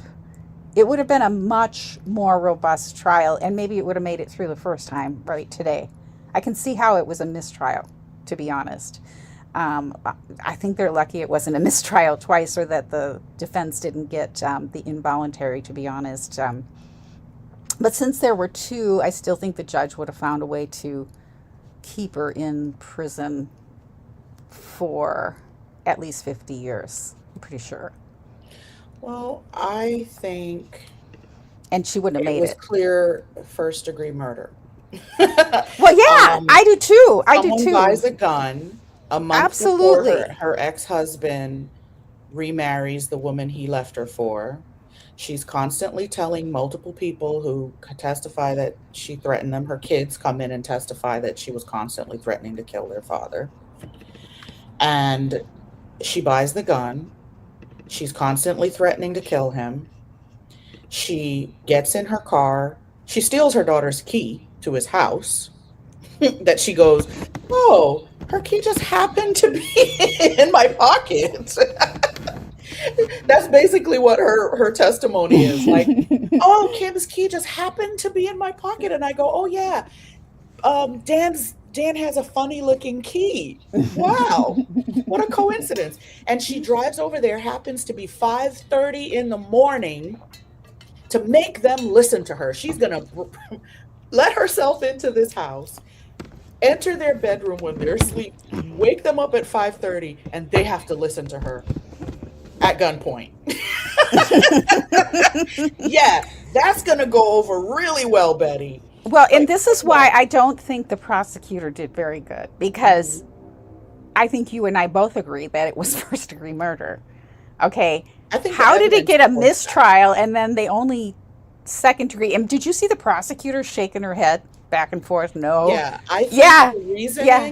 the reason is exactly what you're saying. She's charismatic. I think her testimony She's helps kind her. of funny. She's kind of Not just, funny. no, not about her being funny, but Well, when she to talks me, about to their me. life together, the way she comes across talking about how they met, Mm-hmm. how the marriage fell apart when she first Mm-hmm. discovered the affair, um, and then I think in this case, in my opinion, from watching her testimony, she actually helps herself. If she didn't testify, Mm-hmm. I don't think she would create that feeling in some of the jurors that, you know what, this woman there, this she wasn't thinking clearly. This really wasn't a cold-blooded premeditated murder. This, you know what I mean? They want to vote manslaughter. I don't And know, because in San Diego, I don't think she was very well liked. I don't know. well, she I didn't don't get know. convicted of first degree murder I either time. know. I So know. That's what I I'm think her saying. testimony helped her. I really It do. probably did. I just don't think the prosecutor did a very good job. I think she did a The good only job. thing I would add to this is two more really quick things, because Hmm. we're almost at our stop Yeah. point. But I just have to add these two things because I thought they were crazy. The the when they were doing the gun, they had the Hmm. gun out. Yes. They kept click, like what, Pulling pulling the the trigger? trigger. I She mean, did? not Betty, the prosecutor, the witness, the defense Really? attorney, I missed that. they pulled the trigger on that gun like 200 times. I'm like, stop it. It was click, click, click, click, click, because I wasn't watching the whole time. And I'd run in and I'm like, they're still clicking that gun. Are you kidding me? And then, do you remember the part in the defense closing where you had the tick tock clock? Tick tock, tick tock going. Click, click, Oh click, no, I click. didn't waste my time listening to the defense. Oh, well, Bunch of lies. okay, well, I don't think they were all lies, and he had Well, some where really was the good evidence? I points. have yet to hear. Well, yeah, how are you going to hear it if you're not listening to the defense? Argument is not evidence. Who testified or what did they enter into evidence? Okay, well, I'll go back and get you a list. But That Dan and anyway, Linda okay, so pushed they her had to do this. the gun getting pulled. Click, click, click. I mean, everybody and pointing it. She was Yeah. pointing the gun. Like Yeah, I she was just pointed it losing my mind in the over opening. and over and yeah, not just in the opening, but during that testimony. I swear to God, that trigger was pulled like 100 times, and then the defense did it, and then the witness was doing it, and then the defense is like, is the jury going to be able to handle the gun and pull the trigger? And the judge is like, well, we'll give them the gun in the jury room. And I'm like, I wonder if they were pulling the trigger too. I was like, I don't know how long they were out for deliberation. But then the other thing was that tick tock, tick tock he had going during the closing arguments, which at first it was driving me crazy because it was pretty loud. If you can imagine that going, it was kind That of like, metronome. Yeah. yes. He had a metronome. And Yeah. he would turn it on and turn it off and It's turn a it on. gimmick. It We've was seen, I don't know if you heard about that. it was This is a annoying. If I were a tangent. juror, I would have been like, But I that would have stood up trial and said, of turn that thing Melody off. Farris, the Farris wheel, the woman who put her husband in the burn pile. Oh gosh, I don't think I saw that one. Well, never mind. But the whole thing on her defense was she's too small. Her husband was 6 foot whatever. She couldn't have gotten his body down to the burn pile from the house. And her lawyer brought in, these big demonstratives to try to demonstrate what it would be to push 300 pounds or lift up 300 pounds. They do these gimmicky I know, things. I know. And this metronome is right in line with that. Yes, yes. You know? I just thought it was it was And just then when you funny. hear the jurors come out, they convicted her, of course. The juror said, you know what? We didn't spend a whole lot of time trying to figure out how she got him down there. She could have rolled him down. She could have pushed him down. She needed to get him there, and she had tractors on the property. They did not spend a whole lot of time with reasonable doubt about, oh, how would this small woman get this Well, big man down to the attorneys burn never pile? know exactly what a juror is going to think. So Exactly. they have to do what they have to do. So But these gimmicks, sometimes it just makes things worse for your client because it just underscores how guilty they are. And the metronome thing was just a gimmick. oh, did you watch it? I thought you didn't watch it. I saw clips of it. Oh, okay. Like I've watched Yeah. the videos that put clips of the closing argument Okay. from the Yeah. defense. At first, I was like, that is super, super annoying. But then I'm like, I kind of like this. I kind of dig this. I thought the defense.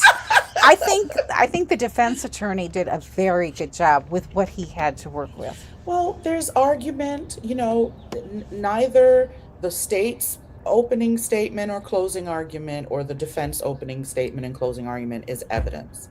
They're supposed to talk about the evidence and make their arguments, but only what comes from the witness stand and what gets entered as exhibit is evidence, facts and evidence, as they call it. And I have not heard any evidence that Betty's defense entered that proves Dan and Linda were harassing her to this. Well, even if they did, there's Even the still no defense witnesses. excuse. Listen, There's still the no defense- excuse for her to murder her. I mean, even if they had done that. But this is what people are saying, that they drove her to it, right? I almost said that. And a Right. lot of people agree with that. So that's why I'm saying, where is the evidence? That's the whole point of this conversation is, what happens when Well, media narratives? you accepted earlier that witness statements were evidence, Yeah, right? yeah, of course. Okay. Well, That's the only evidence is the people okay. testifying and the exhibits that get entered. Right. So I'm There were saying witness statements about that. about what? About about Dan bullying her in the courtroom in the Who? That's what I'm asking. What was that evidence?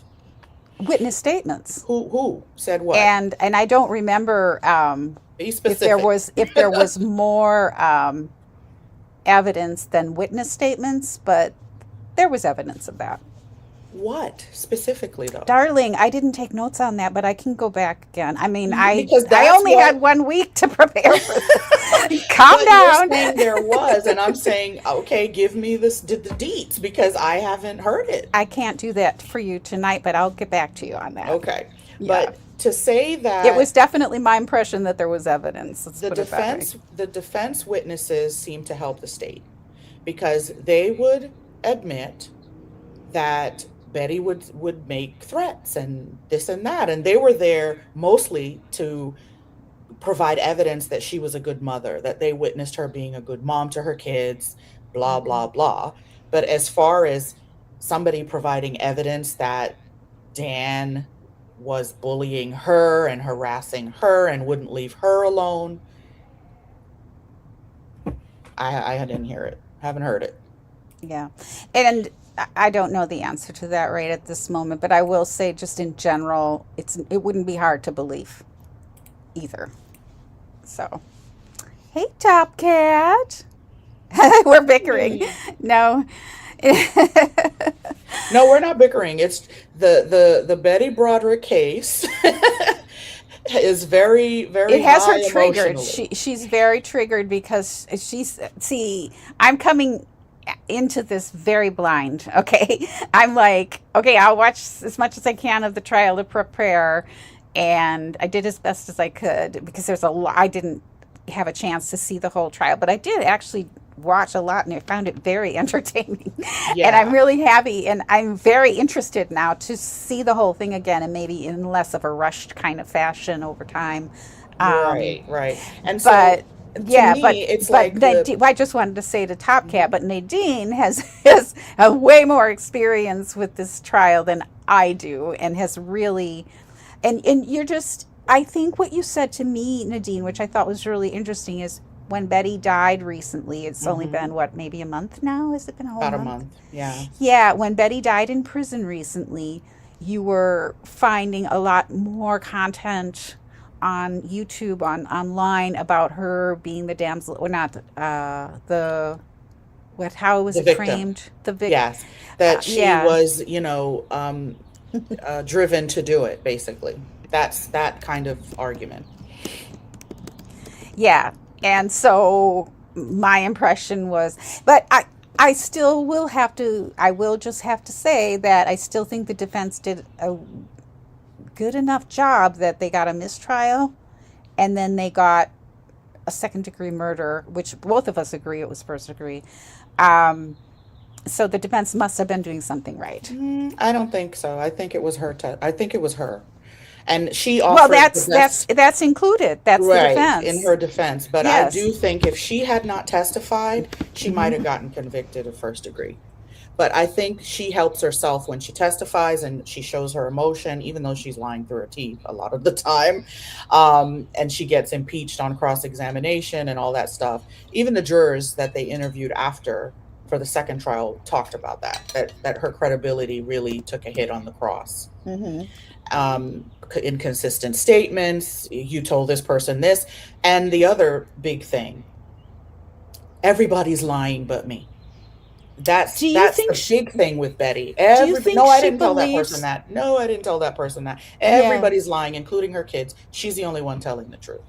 Well, that's typical for somebody with that kind of disorder.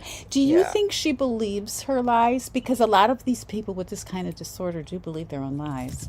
Betty They was tell actually themselves enough time. 78 when Was she I thought died. she was 85. No, she probably was going to be 85 at her next parole opportunity. Oh, that's right. That's right. That's but what I she was read. Yes. 78. Yeah. Wow. She didn't make it very long in prison. I mean, I think had she not been in prison, she probably would have lived a longer life for sure. For sure. Because apparently she had a fall, her son said. I Rhett, know. And all kinds of broken ribs. I'm like, did she, somebody beat her yeah. up? And that, no, they said it was ruled an accident. She tripped and Mm. fell and broke some ribs and then got sepsis and just didn't bounce back. I think I heard that she had sepsis like earlier and then she had complications. Yeah, I mean, how'd she get sepsis? Like, oh my gosh, that's terrible. That's a That's, horrible thing. Yeah. and it's usually not No, it's not good. recoverable. No, it's not good. It's not good. So, yeah, Yeah. so she spent 36 years in prison because she was arrested the same day she turned herself in, She turned herself and she in, was yeah. never, bonded out. She never got bail. So she has been behind bars since that day, November 5th, 1989. And anyway, so we were, for those of you who don't know anything about the case, I did not read the article. Should I read it? Yeah, well, okay, why don't you read the article? Because, I And mean, then we can end it. yeah, Yeah. okay.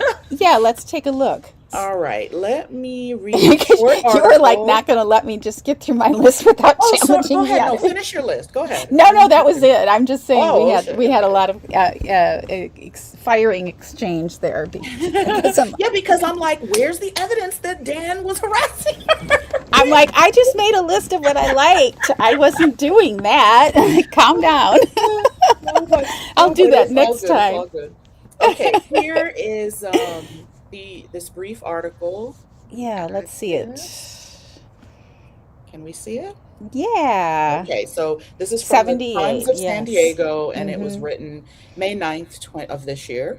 So, Mhm. convicted murderer Betty Broderick dead at 78. And this is her at one of her trials in 1991. I think that was the first trial. She looks different there. Yeah, the She's hair a little less chubby. Yep. different than That must have been the the other 89 or the 89 90, 1990 90 maybe. trial. Hmm. Yeah. Okay, so Elizabeth Betty Broderick, a former La Jolla socialite who became a true crime legend after killing her, I never heard her called a legend before, a true crime I legend guess after so. killing her ex husband and his younger new wife in 1989, has died at Chino Valley Medical Center, where she was transferred last month after becoming ill at the California Institution for Women in Chino. She was 78. Broderick had been serving a life sentence following her 1991 conviction for the deaths of her ex husband, prominent San Diego malpractice attorney Daniel T. Broderick III, and the former office assistant he later married, 28-year-old Linda Colquina Broderick. Betty and Daniel Broderick had divorced in 1985, oops, after 16 years of marriage and raising four children together. Well, it was mostly Betty raising the children. I know, I was thinking the same thing. He was at work. He was not engaged. He stayed away because she didn't Well, treat him well. Anyway, he their stayed youngest away. We know child, that. Hmm. yes, their youngest child, Rhett Broderick, told a San Diego Union Tribune his mother had tripped several weeks ago, broke some ribs, and developed an infection that became sepsis. Mm. She passed away from natural causes with three of her children at her bedside, and the other was FaceTiming, he told the newspaper. Mm. We were all able to come and be with her. Mm. The double homicide shocked San Diego's legal circles, where Daniel Broderick had served as president of the local bar association. In subsequent years, the case would be used by advocates as a prime example of the dilemma faced by wives whose husbands, quote unquote, dumped them for younger women. That is why she still has a lot of support. Mm-hmm. The Betty Broderick case would also go on to be depicted in a two-part 1992 TV movie, a 2018 TV series, multiple books, and nearly 30 episodes of true crime TV shows and podcasts, including one from the Los Angeles Times in 2020 to Mm. 2024.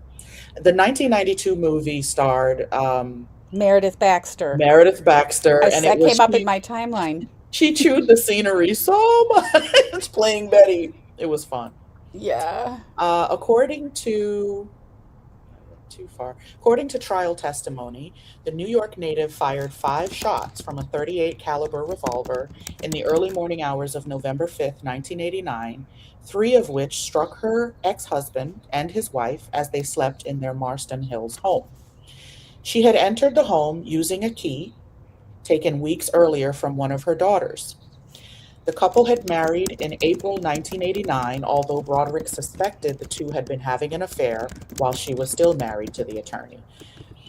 During the trial, Broderick said she was driven to kill by her soon to be ex husband's abusive behavior during their divorce proceedings and bitter custody battle. Prosecutors maintained she was a cold and calculating killer who felt she was entitled, quote, to act out in vicious and extreme ways just because she was angry, unquote.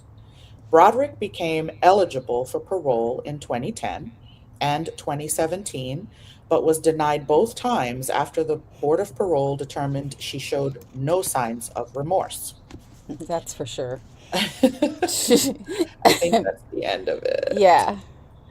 All right. Good little summary. So that's just Yes, a quick summary. yes, and there were some really good articles locally here. There's a publication called the San Diego Reader that actually just finally went out of print, which is Hmm. amazing, only a year ago. And you used to be able to pick it up, anywhere, like coffee shops or whatever. And it's a really, really, really good publication. But you can get the article, and I need to find it if we're going to talk, if you still want to talk to me after this Of about course. this case. No, look, this is I'm kidding. this I'm is kidding. all I'm good. kidding. Yeah, yeah. And then also, I was trying to get the LA Times has a lot of volumes of well, they had the podcast, which I didn't listen to, but volumes of all the evidence and everything. Hmm. And I was trying to log in and get renew my subscription, Hmm. and I was having the hardest time renewing it. So I was going to have that ready. Obviously, it wouldn't have helped us tonight, but there's just a lot, especially here locally, that we can, About, yeah. yeah, resources here. Yeah, Well, if you're, we yeah, can definitely, we didn't get to watch any of the closing yeah, or rebuttal argument, but we can definitely mm-hmm. do another. And, I get passionate. I know. But It's it's okay. all in good, healthy debate and conversation. There's no, no negativity about No, it. and it's important because it's justice. I mean, it matters. It matters that It these things matters. are done right. Yes, And no, I for think it sure. matters that two people were, For shot to death in sure. their bed. And, For sure. And somebody I breaks totally into your agree. house and kills you in your bed. I mean, what do you have No. to do to deserve that? I just think the whole notion that because of this divorce, because of his cheating, um, because she worked and helped put him through school, supported him through school. People do a lot worse things than cheat on their wives and gaslight them, and they don't deserve that. So Right. I think Dan and Linda um, lost their lives because Betty could not accept that her husband left her, and she was determined to show him that she was not going to allow him to live a happy life unless she was his wife. And I really agree that I don't care how old she would have been, that she should not be left out on parole. Yeah, I mean, I she really wasn't agree with that. remorseful, and she never expressed insight. As the parole boards want to hear you Mm-hmm. express Mm-hmm. some insight into your crime and Right. I did genuine listen to a remorse. few minutes of one of her parole hearings, just a few minutes. I couldn't listen to the whole thing, but Hmm. I got that too. It was just like, oh yeah, yeah, she's still where she was. She's like she has. I think that's why I love her. I mean, it's just like I can't hate Betty Broderick. I will never I hate don't hate her. her. I don't hate her, I but I just don't find respect her. there's something well, I don't think I respect her either, but No. I find her endearing, Mm-mm. and No, I I can't feel agree with that. sad. I feel sad, and I feel sympathy toward that she never got the help she needed and never was able to move on, even She if it would was not in agree that she prison. needed any help. Even in prison, I'm no. What I'm saying is, even in prison, they get counseling in prison. Yeah, but she never moved. It's like Well, that's what Diane I'm Downs. saying, and that's sad. That's Do you sad. remember yes, it is sad. Do you Yeah. remember Diane Downs who shot her kids? I So that one was I don't remember that one because that was in 83.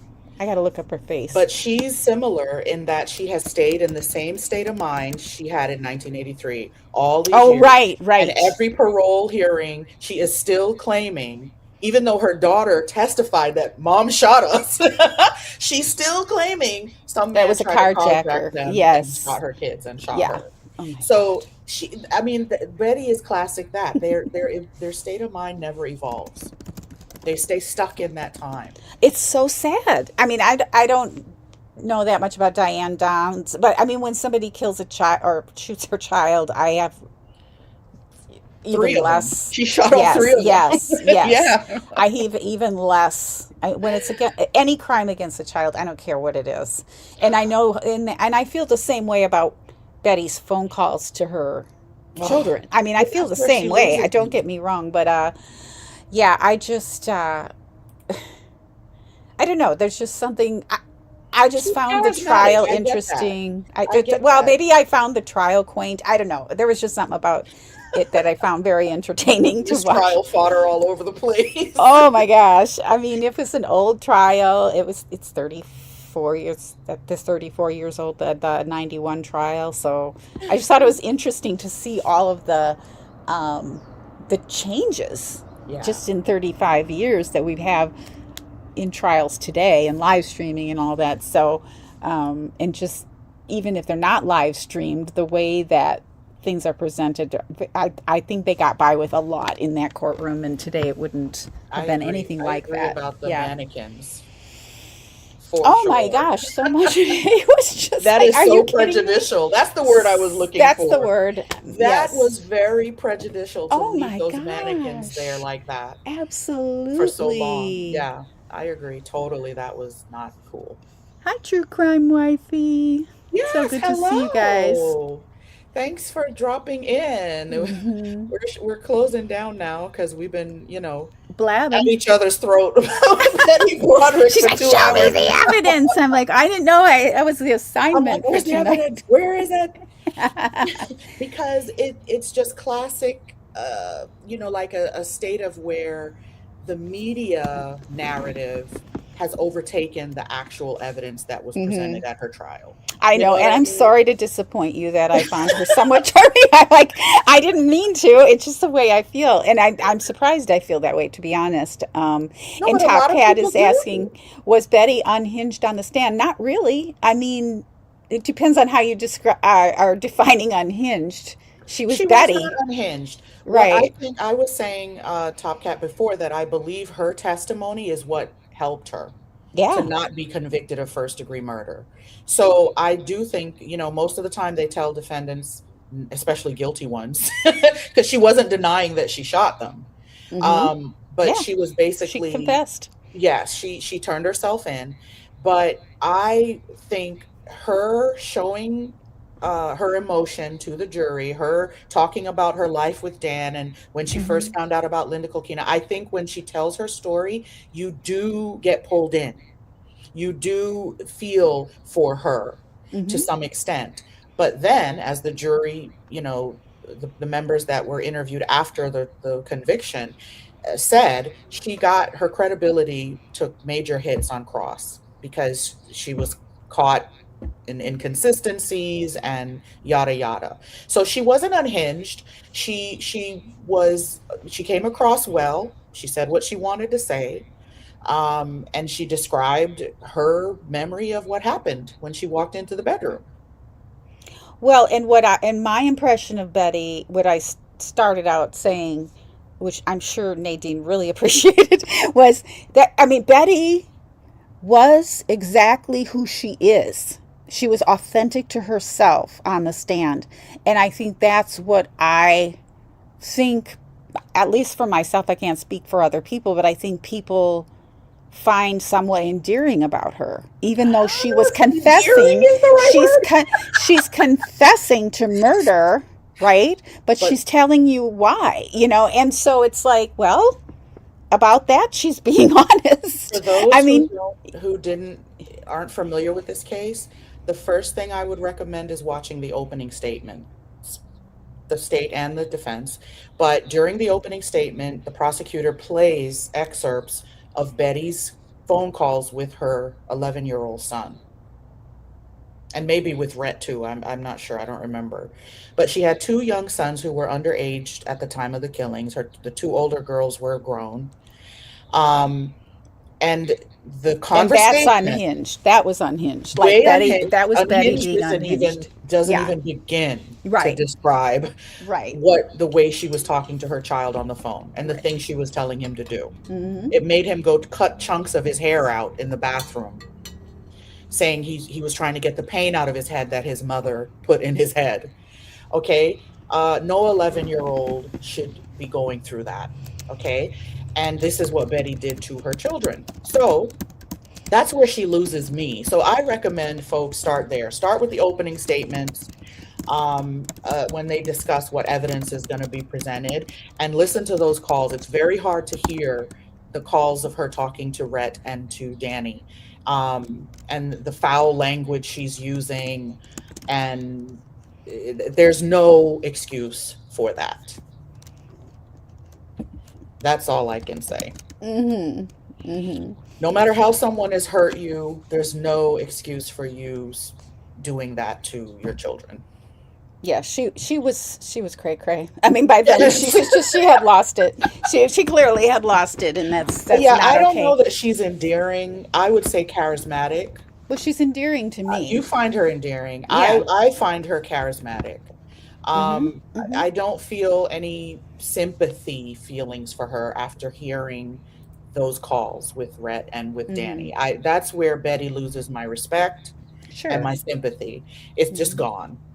I don't I think mean, I have I shed some sympathy. tears listening to that call with Danny, Oh, yeah. what I don't she's think I doing to have that child. sympathy toward her. I don't think I have sympathy toward her. I just think, like I said in the beginning, if you're gonna like, she's very true to herself. She's like, I just, I think Yeah, it's she is kind of, true to herself. I agree yeah, with I you. kind of think it's cowardly of these people who, go out and do these crimes and then, oh, Try to get well, away with it. yeah, yeah. At least she's like, Well, hey, she was trying to get away with it too. She was just trying to mm, justify it, she's gonna and get trying say, to get the minimum sentence. That's all. I don't think she's trying yeah, to get away with. manslaughter. Yeah, Yeah, yeah. I And think she even was asking manslaughter for of two manslaughter. separate people would have given her at least 50 years, and she would be gone because she only made it 34 years.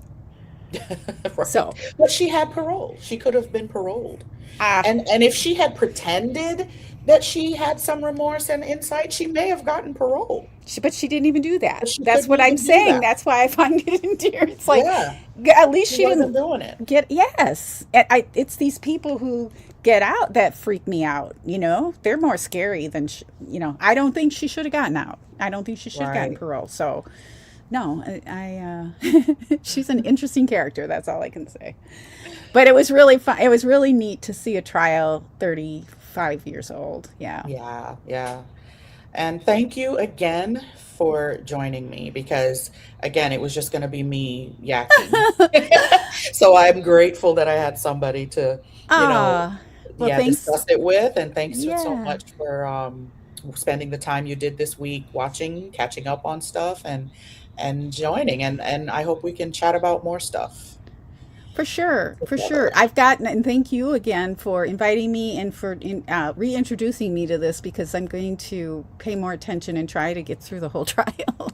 So, yeah, Yeah, I yeah, think it's it's an just really interesting one. interesting. It's Mhm. really interesting. It's an interesting social debate, and it's interesting that you see. I didn't know there was all this conflict going on where people are actually defending what she did, which I don't think Yeah, I read would the ever comments do. on, check them out. No, I And won't. even I don't need to articles do like that. the People article about it since she uh, passed and oh her death man. was ruled an accident. There was another thrash of articles that came out. And when you read the comments, you see it. You see Mm-hmm. both, back and forth. Oh, Yeah. they deserved it. Oh, da, da, da. Mm. And then Mm, people are mm, like, "Are mm. you crazy? Did you hear what she did to her kids?" Mm. And blah blah Yeah, blah. right, So right. that's going on for sure. Mm-hmm. And Mm-hmm. may she rest in peace. I don't think she ever regretted it. I think she felt they deserved it, and I think she felt that way till she died. Yeah, I think she did Mhm. too. I think she did too. Yeah, check Right. it out on the replay. Yes. We, and you can let us know if you think we were really at each other's throats. I don't I'm like, oh my God, I'm not prepared enough for this. Give me the evidence. I'm like, well, okay. She said, "Yep, there are free Betty people. It's so weird. She was vindictive." Exactly. Very. That's what I'm saying, true crime wifey, that the evidence that came out of the trial clearly shows she was the harasser. She was the one keeping this conflict and wouldn't leave them alone. And she told the housekeeper that. I know Dan and Linda just want to be left alone, but it's not going to happen. Okay, let me ask you a question because Hmm. this occurred to me. Because I don't have the impression that she, like, I'd still, like I said, I don't think Dan, I think Dan had played a role in this too. But Hmm. in terms of going back and forth with her and being vindictive, I don't think Dan was innocent of that. But, Hmm. and that's my impression at this point. Um, how long do you think Dan and Linda would have been married before he found somebody else? Or she did. Remember, he was much older. He So had the I money. think, well, that's true. The money does change things. Yeah, this is I Southern don't California, my dear. I Yes. don't think it's hard to say. The relationship probably wouldn't have lasted either, and they probably would have had kids because they were trying. And that's something Betty did not want. She was telling her sons, "Your dad's going to forget all about you if he starts having kids with Linda." Mm-hmm. Or the office cunt, as she called her all the time. She's, um, yeah, she that's what she called her to her yeah, sons, yeah. and wanted and was telling them to call her that. And so I think, yeah, maybe 10 years, 10 maybe. years. There was a big age difference, and if they ended up having kids, that might have dragged it out. And he had money, so but would it have lasted forever? Would they still be married to this day? Probably not. Mm-mm. I don't think so Probably either. not. So, but she didn't give it a chance. She could have gone on and found herself another millionaire. Betty was a beautiful woman. Mm-hmm. She could have, but Smart. she Everyone said she was super refused. smart. Yep. She was smart. She was great. Everybody Mm-hmm. says, aside from this, Aside from murdering. she was, no, aside from the conflict with Dan, the Yeah, hating yeah. Dan, Mm-hmm. even before the murder, aside from that, Betty was a great person, fun to be around, charismatic, all that. Mm-hmm. And so, yeah, and her kids, somebody asked earlier if her children kept in touch with her. They did, A hundred but percent. they were split on who would support her at the parole hearings and who would not. Two of them wanted her to get parole, and two did not Mm-hmm. think that she should. So, And but the they and did they stay in touch with their mom.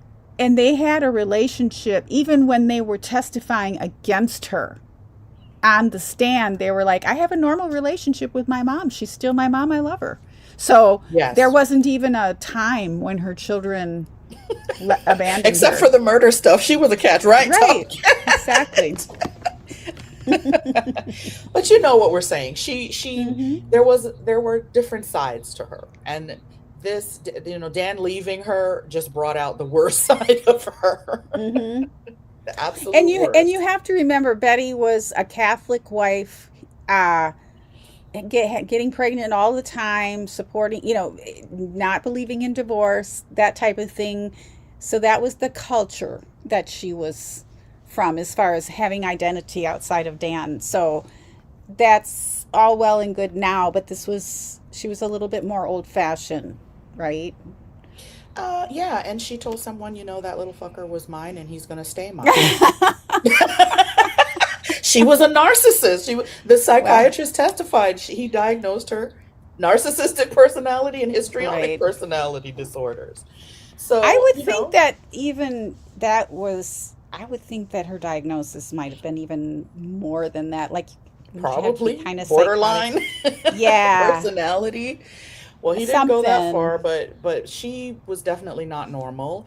And she told, oh, this is one more thing, and then we're gonna go. It's over 2 hours now. We can talk about this forever. But the therapist that she was seeing, who felt her threats were serious enough to actually contact Dan about it, right? The therapist said Betty told her, I'm not coming back to see you. You're too good. You make me forget how much I hate Dan and Oh, yeah, Linda. that's right. I remember that. Yes. Okay? You make Yes. me forget how much I hate Dan and She Linda. I'm wanted to not hang coming on. back. The She anger did fueled not her. want Yes. to move on. No, the anger fueled her. And That she fueled did her. not want No. to let it go. Right, because it was So her how can you fuel. help someone like that? You were talking earlier about she didn't get Hmm. the help that she needed. How can you help someone like that? She didn't want to move on. Hmm. She was hell bent on digging in and punishing him for having the audacity to leave her. Well, maybe you couldn't help her, but I think more could have been done. I think more would have been done today, is all She I'm worked saying. Top Cat. She worked while he was in medical school. When they first got married, he was in his second year of medical school. He graduated after their marriage and then decided he wanted to go to law school so that he could become a medical malpractice attorney and not have to consult doctors because he is a doctor. And so she supported him in that. And then he went to law school. She worked, having all the kids, she worked as a babysitter so that she could bring her kids with her. And And even when he was a lawyer in San Diego, his first law firm job, she was still working as a hostess in like a chain restaurant. yes, Yeah, or I a mean, she hotel or was a hard something. with Yeah, 4 children. she She would worked. work in the middle of the night. Like she wasn't just, She she did. she did She her part. worked She and she did. supported him She did. as he, went to law school and then he Mhm. became very successful. And she Mhm. felt cheated as, to lose Mrs. Dan Broderick status. Yeah, as soon as he gets successful, it's like, oh, I've met this other woman. Well, maybe there were other reasons, as Nadine has pointed out, but it's like still, that's pretty. The I'd be state of pretty the bitter marriage too. was ripe for an affair. Let's just put it that way. Because I think all marriages are right for a fair. Like no, but that, this you one could was say extra fertile because if that. you have a man that's emasculated at home, he's much more likely to meet somebody else who pulls him in, you know? Hmm. So Betty was emasculating, and people testified to that, people who knew them Hmm. before. Yeah. So I think that situation brought it about, and we need to end this stream. Come back next time for our next stream. We will Yes, we continue the have to continue. We can't conversation. do it all tonight because No, nobody will come back. no. All right, everybody. So thanks for coming. Yeah, nice to And see you thanks all in again, the Dawn. chat. Of Yeah, and course. Judy. Thank I don't know you, if she's still here, but thank you, Judy, for tuning in. Judy. I think we lost Judy and Alma. Oh, So, really? Oh, yeah. oh, All okay. right, Well, everybody. we'll Have a see good you all weekend. soon, and we'll see you Sunday. I'll be on with Judy to talk about Yes, the I'll be Viviette there. case. Yes, I Yes, have a lot. because I want to know where she is. Where? Who is? Oh, me too. Everyone Yeah, does. Yes, we want to yeah. find Maya for sure. Maya, R- where is she? I right, mean, I hope that she'll be found, stumbled upon, but right. um, I don't the think Larry's going to nobody tell anybody. cases, there are a few nobody cases where it's Hmm. clear that they're guilty. And I think this is one of them. Even though they don't have a body, Yeah, oh, nobody, it's very clear. Yeah, it's very very much clear evidence. that Yeah. he's guilty. There's lots of Hmm. evidence, and I think he's going Hmm. to get convicted. Yeah, I think he will too. And I don't Hmm. think he's ever going to reveal what he did to her. And that's all the family wants. They don't. I mean, No, even he won't. even Mary Chris is like, we don't even care about this trial. Of course, we care about the trial. We're going to go through the trial and all that, but we want to know where she is. We want to bring her home. Yeah, So sad. yeah. All right, everybody. Have a great weekend. Thanks for coming. And thank you, Dawn, again. See you all. Have a good night. Bye for now. Bye.